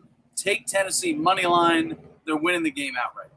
Tennessee is the type of team that's like a woman that can bake you, or a guy, sorry, that can bake you a souffle perfectly, but can't boil an egg. That's Tennessee. So when they're not supposed to win and beat Buffalo, they're going to slap them in the mouth. And then next week they'll lose to fucking the Jets. That's what they do. Well, they play Miami the week after. Well, okay, Miami. I know, but yeah. There you go. That's perfect for them. Yeah, I like Tennessee a lot. I don't. And we're already into Monday Night Football, so we've skipped ahead quite a bit. So with the Titans, for me, it's comes down to the Titans. I think have the worst offensive line in football, and I don't think it's even close. In history, rush blocking, dude. Derek Henry, you watch the Arizona Cardinals hold him to 9 rushing yards and a half. How often does that happen? Just a 2,000-yard rusher from a year ago. And the Bills are the third best rush defense in the league right now. But they haven't played anybody that can run the ball.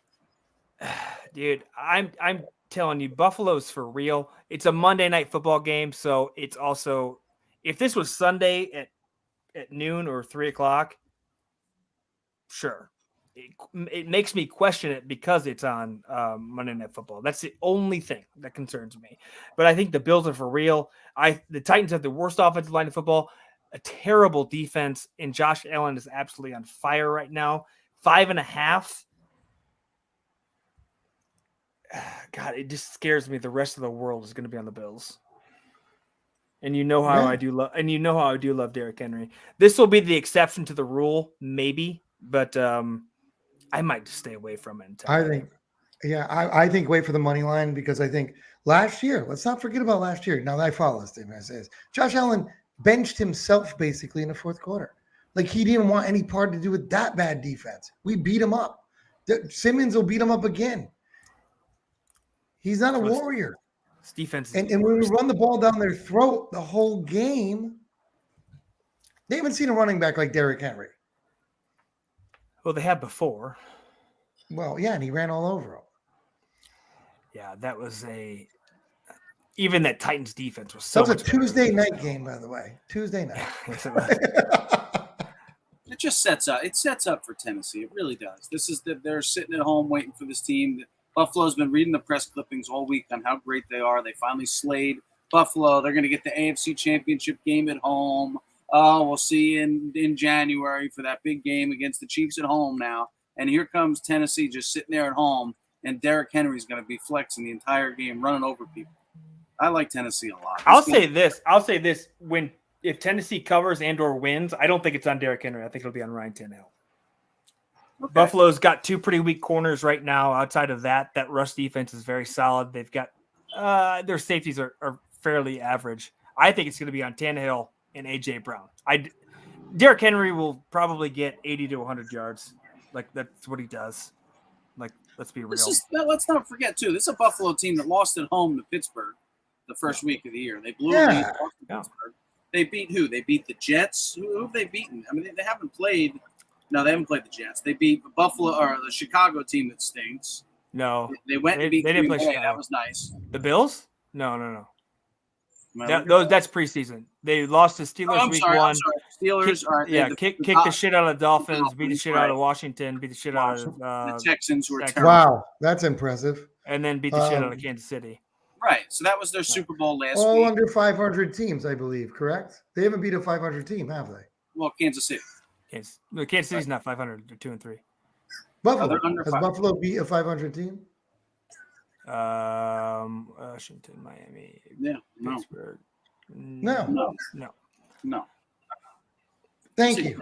And then you look at their schedule. So hold on. Got the Titans. So the Bills. You ready? The Bills. So this is where Titans you beat look. the Seahawks.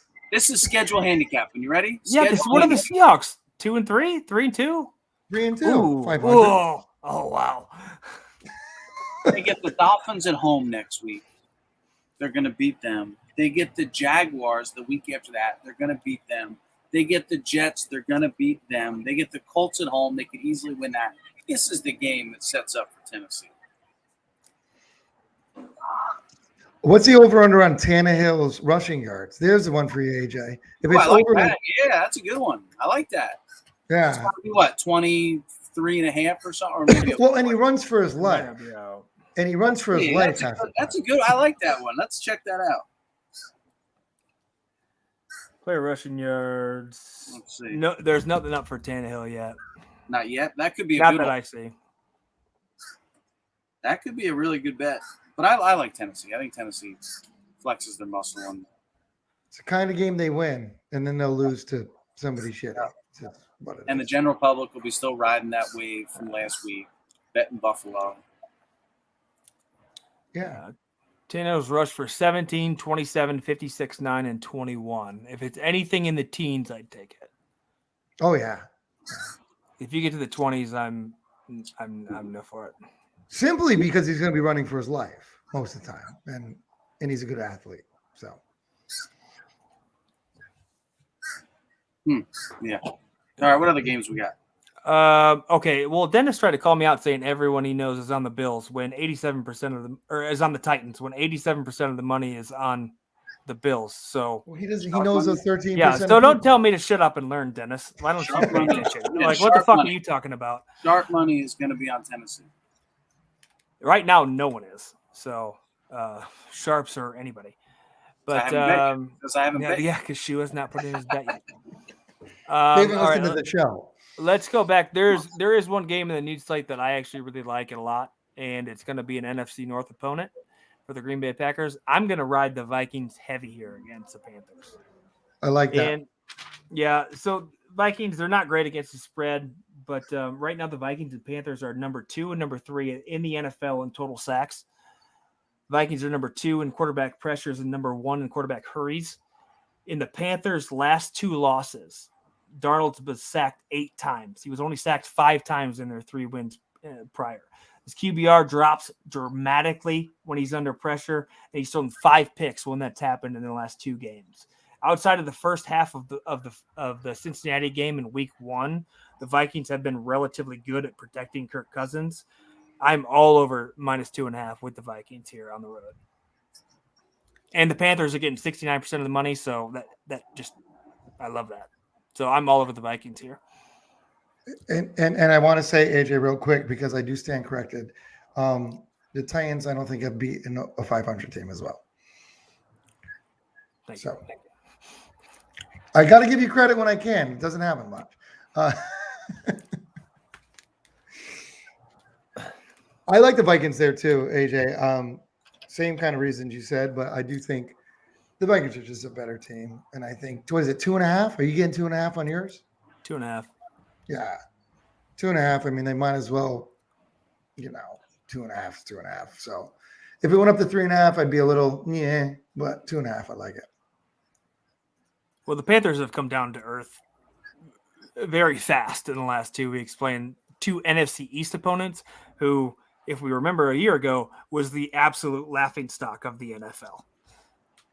So, I mean, you beat a Tyrod Taylorless Texans team, the Jets, and then, the Saints, who knows when the Saints and if the Saints will ever show up. So, Vikings make sense.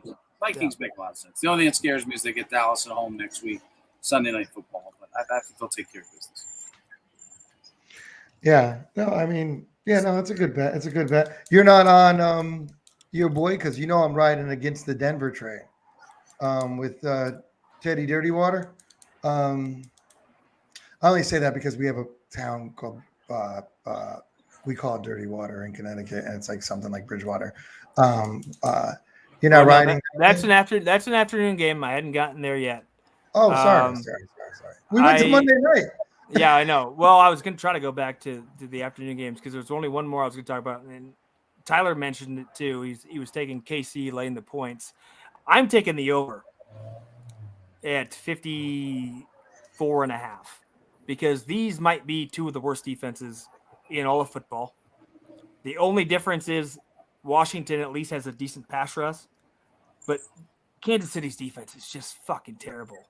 And Taylor Heineke, can he put up points? Yeah, he could put up points on that defense. And then you've got the Chiefs, which will put up points.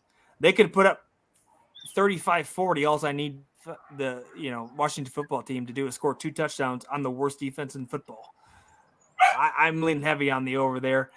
And when I say that too, it'll be one of those games where everyone's like, "Oh yeah, this is going to be a lot of points scored here," and then it's like 17-3 or something stupid. But right now, I think the over.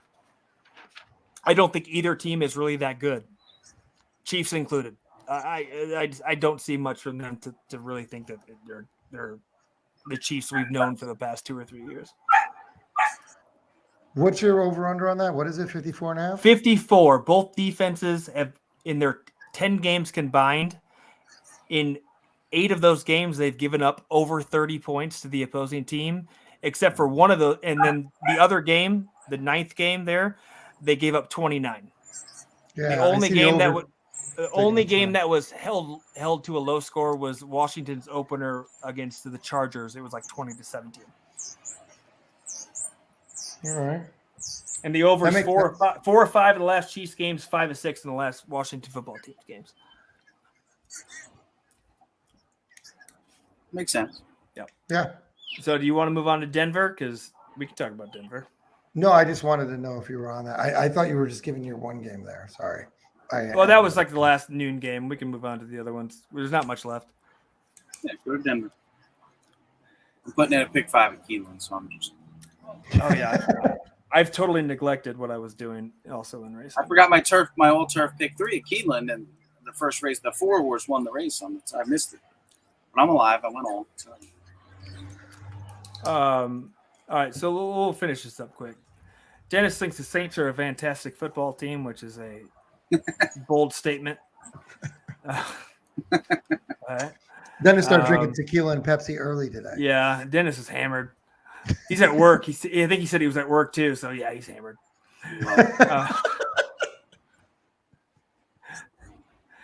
No, AJ, everyone's on the Titans. Yeah, 80% of the money's on the Bills. Okay, yeah, everyone's on. He said everybody he knew. Right. He knows the 13% of people. He knows the only people are the 13%. Yeah, you don't know exactly that work with him at Churchill Downs. Yeah. Okay, that's fair. I guess sample size. You got to look at sample size. Okay, so the Denver Broncos at home laying 4 to the Las Vegas Raiders. Normally, I would be all over a team who just lost their head coach. But how are you all over a football team who lost their head coach with the way they lost their head coach? He didn't get fired. This is a scandal game. This is what you call scandal game. Scandal game, you always go against that team. Teddy Two Gloves, known to cover games, done it a lot more times than he has not. This is the when Denver gets on back, or Teddy Bridgewater gets back on track as far as him being 39-16-1 in his career covering the spread. That was a segue for you because I knew you loved the scandal game thing, and I wanted scandal game. We gotta love a scandal game. He's big into scandal games. That's a big angle for AJ. Scandal games. Got to do it. I like it. Yeah. When everybody's like, "Oh, they're going to pull together," they never do. Well, when your head coach gets fired, and the team, if he's a player's coach, like Clay Helton when he lost his job, USC came back and won by like 35. But when Las Vegas loses their coach, the way they lost their coach on a team that is a majority of African American young men, Like, how do they rally behind John Gruden at this point and go out and get a win for him? I think. Or they could be like, fuck John Gruden, and I'm going to rally together and show them how good we are. Coaching them now. The assistant who's also worked for Gruden for about 10 years. And his name escapes me. He's an old white and looks like a racist piece of shit. Seriously, you can't, don't say that. I'm saying, that's a big statement to look like a racist statement. Dude, this is not. DJ Nation does not condone these statements. No, I am 100% not the only person who has been saying this, and I've heard it all week as well. What I'm saying is, this just is people being like, "You're an old white guy." Come on, you can't look like a race. Does he have a little mustache? Who has been Gruden's like right hand man for like 6 or 8 years now? Listen, not. I don't want to be judged on your asshole things you do. We've been. I don't want to be judged on the asshole shit you do too, but I am. Damn.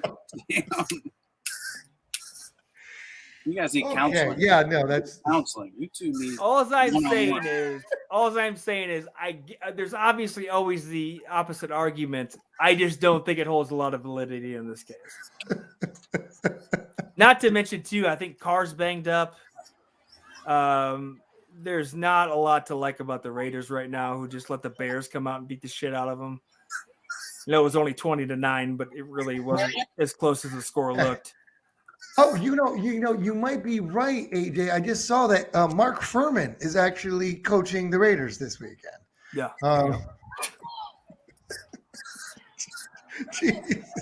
I'm telling you, that is a very. I'm not. It's not like I'm the first one to make that statement. That's I know, but everybody's gonna be like, "Look at this old white guy. He's probably a racist friend of his." Okay. So, all right. So something came out about you, and like those emails. Say you're John Gruden. I'm your assistant. And we've been friends for a long period of time. Like, they know exactly what the two of us are talking about if those emails come out about you. Listen, you like boys. I don't. It doesn't. People don't think I do because of you. Wow. No, I meant. Now you're offending an entire different group of people. No, I said if you did, if you liked boys. What do you mean? I like boys. I mean, come on. You can have a racist friend. That's not even close to what. It's not even close to the same situation. Okay, this got off the rails really fast. Anyway, I'm taking Denver -4. Teddy Bridgewater does nothing but cover the spread, so I'm going to go that way. So let's move on to a game where we don't have to talk about this anymore because it's taken up a majority of the conversation. And yeah, no way. Arizona Cleveland, interesting game. Randy, you guys on anything on that one? No, I don't like that game at all. No. Which one? No. Oh, I like something there. It's random though. You ready? Random bets with Shoe. Love random. Because I'm a huge Cardinal guy. I love Arizona. I have Murray in every fantasy team I have last year and this year. Love the kid. Love.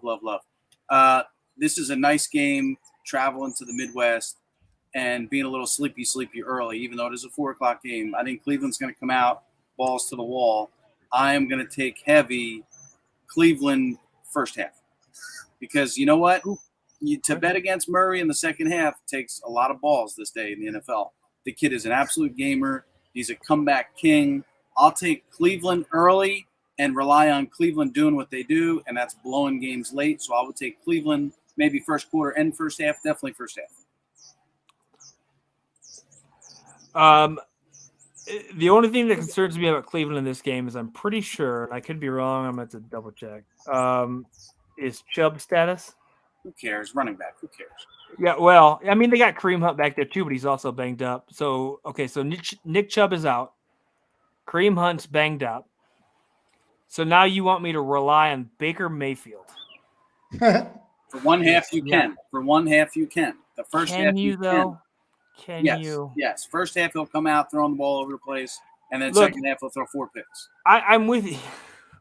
I'm with you there. Actually, that's a good bet. I do like it because if I look at the total game, I think everyone's still caught up in the way the Cardinals came out and beat the living dog shit out of the Titans, and that they had 6 sacks that day. They've had 6 since. They've got 12 total on the year.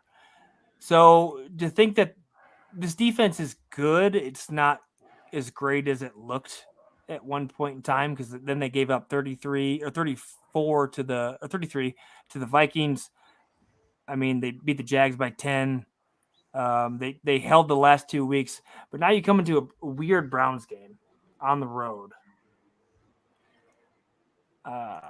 Man, where's money going there? The money's pretty even on both sides.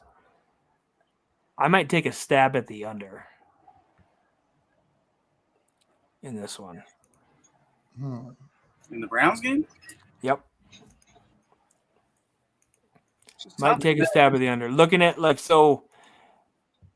Kyler Murray's just a human highlight, man. He can just go off whenever he wants. That's tough. You're right.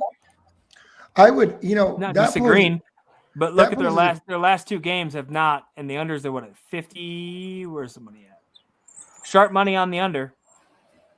I said in front of people watching games, and it looked like I might as well have I don't know, said something really stupid, but I said that I'd rather have Kyler Murray than Lamar Jackson right now, no doubt.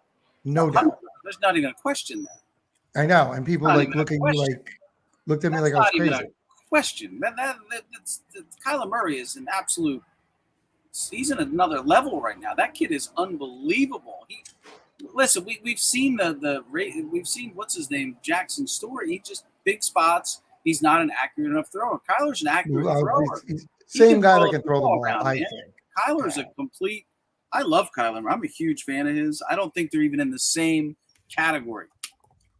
Yeah, I agree, which is weird. AJ, what do you think about that? I think Lamar Jackson's come a long way. Okay. A long way. If you started a team from tomorrow, years ago. Yeah. Well, dude, I've been on Kyler Murray since his rookie year. You know, I'm asking a question. I'm not saying I'm just not gonna disrespect Lamar because I think he's improved. You don't have to. And so I mean, I think you could start a franchise with either of them right now, to be honest. But that's wow. If I had to pick one, I'm taking Kyler Murray. But I've been on him for 4 years now. That's fine. No one's saying that Lamar Jackson's terrible. I'm just saying it's funny that it's almost like he's way more underrated at this point than Lamar. Now I want to go back to when you talking to me about the under. Mm-hmm. Right shoulder injury to Kyler Murray, who has been limited in practice all week, now comes into this game. You're looking at an unbelievable mismatch between their right tackle, Meacham, and Myles Garrett. And we remember what Myles Garrett did to the Chicago Bears when he was able to get pressure. Now, obviously, Kyler Murray is far and away better than Justin Fields. And they just got Zach Ertz from Philly. So, but will he play? Who knows? No, probably not because they just played a day ago. I think he's going to be running for his life a lot, and he might have to run more than he's used to, especially with the way his shoulder's going. DeAndre Hopkins is also injured. I just don't. It's hard to win against the Cardinals, but I'll stay away, honestly. But if I leaned away, I might take the Browns. Browns are taking all the money, from what I see. Are they really? Well, that's because Kyler's hurt. I mean, the arm he throws with, he's got a shoulder injury, which might not be nothing, but it could be something, So I'll stay away. That's why I stayed away because I can't bet Cleveland. And I don't want to bet against Arizona. So, like what I'm saying, if I leaned away, I might lean towards the Browns, but I probably won't do anything. I've got money pretty even. Do you? Yep. 49 on the Cardinals and 51 on the betting. Browns. The live betting trend right now at 3 points is 90. The spread is 50. You're right. The money line's 90 with Cleveland. Oh well, yeah. That's still a high money line at the 3-point line. Yeah, you can't look at money line. It's pointless. I like your strategy. I like the under strategy, and I would do this. You ready? First half under, first half Cleveland. Boom. Yeah. Oh, do you guys want to go little nugget for first halves? My boys, the Bills, 14-0 in the last 14 games. 14 straight games they've been leading at halftime. Which kind of shows me a little thing about Josh Allen not being that great. When you're leading at halftime, you should win the game most of the time. And they're not like they're 14-0. But they're 14 straight games have been leading at halftime. So if you want a halftime bet, there you go. Buffalo Bills. That's a crazy sport. It's an NFL record, by the way, as well. NFL record. I'll take Tennessee first half. Oh, you're probably getting a nice line on that. I'll go the other way. Yeah, Tennessee, baby. Fuck your trends, Randy. I want no part of that. Shoot us. You'll probably get better money. I hate trends. I go the other way. I love them. I don't. And here's the thing for everybody betting Tennessee first half money line is 166 plus 166. Yep. First half spread. Right. First half spread. Bills minus 3.5. Tennessee all day. Take it. Buck the trend. Which I hate. I hate. And I used to work with a lot of sharps. Then I worked at the sports book, and they would come in and they give me these stats like college games of being like, oh, they played them like 10 times in the 80s and they won every game. I'm like, these kids, now they have kids that are playing. Like, they give a fuck. Like, the last 14 games in Buffalo, they had a different team. I mean, even though it's a season, but, it's not the same every week. Like, that's just a weird coincidence. I don't necessarily like ones that go back to where, like, if you were looking at the Lions and you're like, oh, well, their last 10 games, 5 of which have been with Jared Goff and 5 of which have been with Matthew Stafford, then that's different. But like, yeah, I mean, I get it. It comes into play more, I think, later in the year when you actually have like a bigger sample size with the actual team that you're talking about. Yeah, and the last 14 games is not bad. If it goes over 16, it's like, it's a different team. But 14 is not bad. That's not a bad stat to look at. But no, I hate when they're like, oh, every time they play New England on Monday night, the last 10 times, and you look, it's a span of like 20 years. Yeah. Or like the last 10 games in October or last 10 games in week 6, they're this and this. It's like, okay, well. The quarterback was like 12 years old that's playing now. That you have a stat with that team. Like, get out of here. Yeah, 100%. We talked a little bit already about Dallas and New England. Right? I said that's my best bet of the week. What'd you have? Yeah. Dallas all day. Dallas all day. I don't understand that line. They both get a lot of money because that's one of my things too. If it was New England or Dallas separately, I'd say, oh, they're taking more money because they're New England or Dallas. The fact that Dallas isn't getting pounded here scares me. It's Bill Belichick. Ooh, who cares? Like, well, Dallas is the only team undefeated against the spread this year, which is actually very impressive. Which is impressive for Dallas, especially. Yeah. Yeah. Which means they're due for a loss. You're probably right, but not New England. They're too strong for New England. I don't know. That should be like an 8-point line to me. Like, what is it at now? 4.5? I got it at 3. 3? Are you kidding me? Give me 3 all day long. Did something happen? I thought it was 4.5 like earlier. Could have been. The lines have been moving all over the place today. I've got 3 here. I got 3 or 3.5, 3.5 in some places, 3 mostly. You're going to see New England. Yeah, and the casinos now have sports betting at Mohegan Sun and Foxwoods. So you might see a big New England jump a little bit towards money. Well, I like the old the big guy's grandson to beat him. Who? You know who Matt Jones' grandpa is, right? Jerry Jones? Alex Jones? Me? Oh my God, do I have a son? He's playing against his grandpa, man. Jerry Jones? Yeah. Oh. Is that a real thing? Google it. All Joneses are related, just like Don. No, but okay. So as much as you're talking about how this should be like an 8-point line, this should be this. That's what makes me feel, especially in Foxborough, it's like almost a. Yeah, it's a sucker bet. I mean, it's one of those ones I'm going to fall for. Yeah. I very much so want to take. Well, I very much so want to take the Patriots here. I wish I had more points, and the money is fairly even. The tickets are not at all. 80% of the tickets, 50% of the money on Dallas, 20% of the tickets, and then 43% of the money on New England. That makes me want to take New England very badly. How, though? How could you do it? Yeah. Besides that, besides that? It's Dallas, dude. I don't believe in Dallas ever. Like, okay, like week 1, I can excuse week 1, and I bet Dallas against the Bucs week 1, and then the Chargers, who would not the Chargers that we've seen the last 3 weeks. You beat them by 3. You beat Philly, who's Philly, a fraudulent Carolina team, and then a shitty Giants team. Oh, no, I'm not saying I don't think Dallas is a world beater. I just think you're looking at a team that was getting beat up by Houston last week. And, okay, Tampa Bay, but is Tampa Bay a world beater? And plus Belichick against Brady, let's face it. Like, that's something. I just don't see it here. Dallas is soft. I mean, they got lucky to beat the Giants last week. I don't think they're very good. I just don't think New England's that good. I like New England. Yeah? I guess everybody's going New England. Besides me and what's his name? And last week was their letdown shit game after Brady, and they played like shit, and they came back and still won the game. I don't trust Dallas for a second.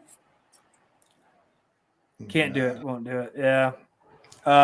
Yeah, I don't know if I'll do anything there, but I will lean away from Dallas just because it's Dallas. I might take the under. In New England, it's supposed to be nice out this weekend, though. I've heard. Yeah, 50 points.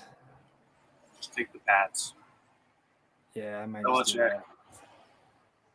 I might do nothing and just go Mac Jones over. So he kicks the shit out of him. Mac Jones over everything, rushing yards. And even if they're getting beat by 40, you can still get Mac Jones over, right? Exactly. Doesn't matter. Doesn't matter what the outcome of the game is. Yeah. No, I won't do that either. But all right. So one last game we have not talked about. We have to talk about the Seahawks getting 5.5 on Sunday Night Football against the Pittsburgh Steelers at Heinz Field. Both teams 2-3. Both teams, who knows what the fuck's going on in either organization at the moment. The Seahawks without Russell Wilson, which makes this game even so much more fun to try to figure out. Yeah. I mean, are we just buying Pittsburgh because they're Pittsburgh like every year we do? Or are they just that bad? Are they just bad? Because Seahawks without Russell Wilson aren't very good. Let's face it. Geno came in and did not bad. Mm-hmm. And then you got Ben Roethlisberger, who should have retired 3 years ago. What a shit show of a matchup on Sunday Night Football. I'm surprised that Pittsburgh's not favored by I thought this line would be 4. Pittsburgh being favored. In Pittsburgh, Sunday Night Football, just because they're Pittsburgh, I think they get 2 points. But I think it's a lower line. Yeah, but I think everyone kind of already knows that, dude, he's out. Juju's gone. Claypool's questionable. I mean, so even if it's just Ben and you still believe in Ben, what the fuck does he got around him? Yeah, gun to the head. I'm playing. I can't say that shit. If I'm forced to, I'm playing Seattle. I think they're a better football team. I mean, but I wouldn't bet this game without Russell Wilson. I don't know. Yeah, that the only thing that scares me is Geno in there against the Steelers. That Steelers front seven. Mm-hmm. If it's Russell, I'm fine with it. But oh yeah, man. Yeah, I think but at the end of the day, he's still got support between Metcalf, Lockett. God, he stepped in and played well. I think I'll take in a shitty game like this. I'll just take whoever's getting the points. So I'll take Seattle. I'll take Pittsburgh. Fair. They're taking a lot of the money, Pittsburgh. How do you bet Seattle? I don't know how you bet Seattle. I think Russell. I don't know how you bet Pittsburgh. Well, but Russell Wilson being out will show you Sunday night how important that kid is. And Geno Smith is legitimately as good right now as maybe Ben Roethlisberger is. No, he's not. Ben Roethlisberger. But that doesn't matter. But that doesn't still matter. One guy on one team, you plug him in is different. I mean, now, wait a minute. Who's the favorite to win the Super Bowl right now? Neither of these teams. I know. Tampa Bay. Well, Tampa, All right, well, who's Probably, the right? Say Tampa or Buffalo. right? Buffalo or Buffalo, Tampa, the team yeah. of the week. Well, who went to Buffalo opening week and came back and beat their asses? Well, the Saints beat the shit out of the Packers week 1 too. I don't know if week 1 is a great barometer of what's going on in the NFL I'm just saying now. they can play up. They can play up. They still have the guys. I still believe in Pittsburgh. I think Pittsburgh at home. It may be an ugly first half. It may be an ugly game in general, but I'd have to believe Ben pulls this team. But Yeah, the what's only the thing he's got to throw over-under to there? is Deontay Johnson. What's the over-under? Like 17? Like that seems like that should be a low one, right? Should be. Um, I'll take Pittsburgh. I got 43. That's a low one. Yeah. I got 48. Where? Oh, 43. It went down. Yeah. Oh yeah, I might have opened there, but with It Russell. opened at 48. Yeah. Well, you take Russell out of the equation, yeah. It's still a lot, even for like a quarterback. Usually he's 3. Pittsburgh to the who? Steelers, man. Come on. They played good I mean, last I see- week in Denver, didn't they? I mean, they beat Denver. Denver's not terrible. They went to Denver and beat them. Now you go from the elevation. I think Denver is altitude back to Pittsburgh. You get a little oxygen retrieval there, and they'll play big. fucking altitude. Yeah, Right. Russell Wilson. Come on, you can't. How do you battle without Russell Wilson? He's their whole team. He makes everything happen back there. The kid's unbelievable. That's why Baffert's training horses at Arapahoe. I didn't know if you knew that or not. He's blood doping them. Right, and then they come back down. Right, exactly. I got to stay with Pittsburgh here. I don't love the It's game. probably a great idea, actually. We should probably start trainers doing that. Let's tell Sweezy that or something. I like This is one of those. This is one of those ones the NFL should have bumped for like the Packers and the Bears at least, because now you've got a They shit. don't bump yet. They don't bump Yeah, yet. they don't do I Yeah. know, but I'm saying if I wish. yeah, they should have, because God, who wants to watch this fucking matchup? It's going to be ugly.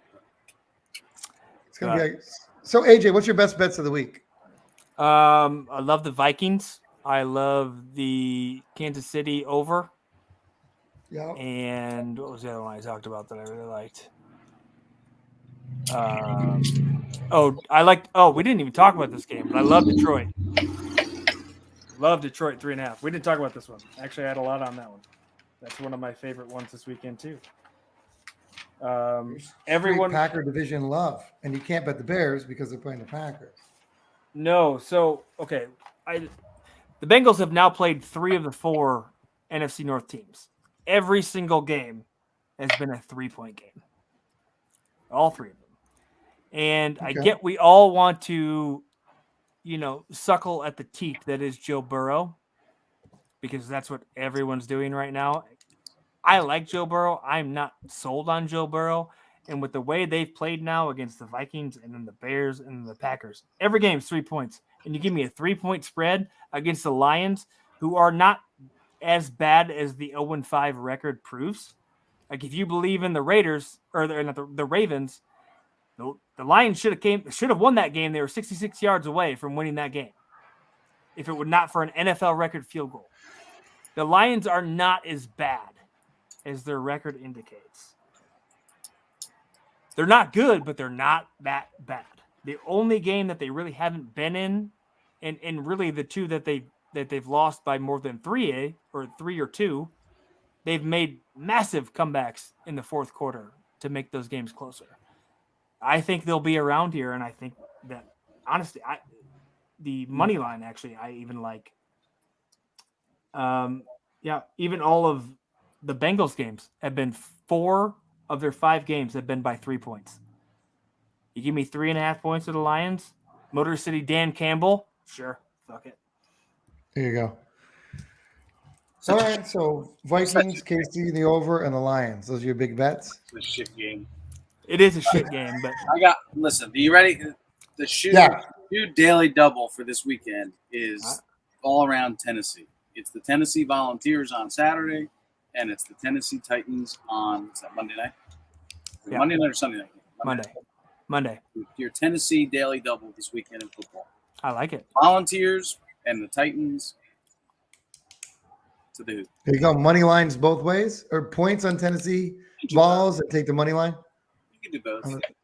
Yeah, there you go. All right, there it is. And I'm all over Dallas with the points. And I was talking to KC in the over. I think AJ made good points, and I'm going Tennessee on the money line as well. Those are my 3. I like it. All right. I like it. All right. Well, thanks, Randy, for jumping in. Thank you, Shu, for being here for the first time. Hopefully, we can get you back again. All right. Obviously, as part of DJ Nation, you both have an open invitation, except for I just hope to never see Randy in here again. So, But Shu, on every week. Shu, you have an open invitation to come on whenever you want. Thank you, brother. I appreciate it. It's always a pleasure. Well, another great Show Us Some TDs episode. Be sure to check us out tomorrow as we do Georgia, Kentucky, number 1 versus number 11, which is crazy because it's a 22-point spread. But we'll be live streaming that starting at 2:30 or 2:25 Central Time, 3:30 or 3:25 Eastern Time. We'll be on for a majority of that game. Who knows who's going to pop in? Maybe Randy. Hopefully not. Maybe Shu. Hopefully. Maybe a couple of other special guests popping in for that game. But thank you guys for showing up. Good luck to everyone out there. If you tail our bets, congratulations. If you faded us, and we will see you all next Friday. Peace. Thanks, later, guys.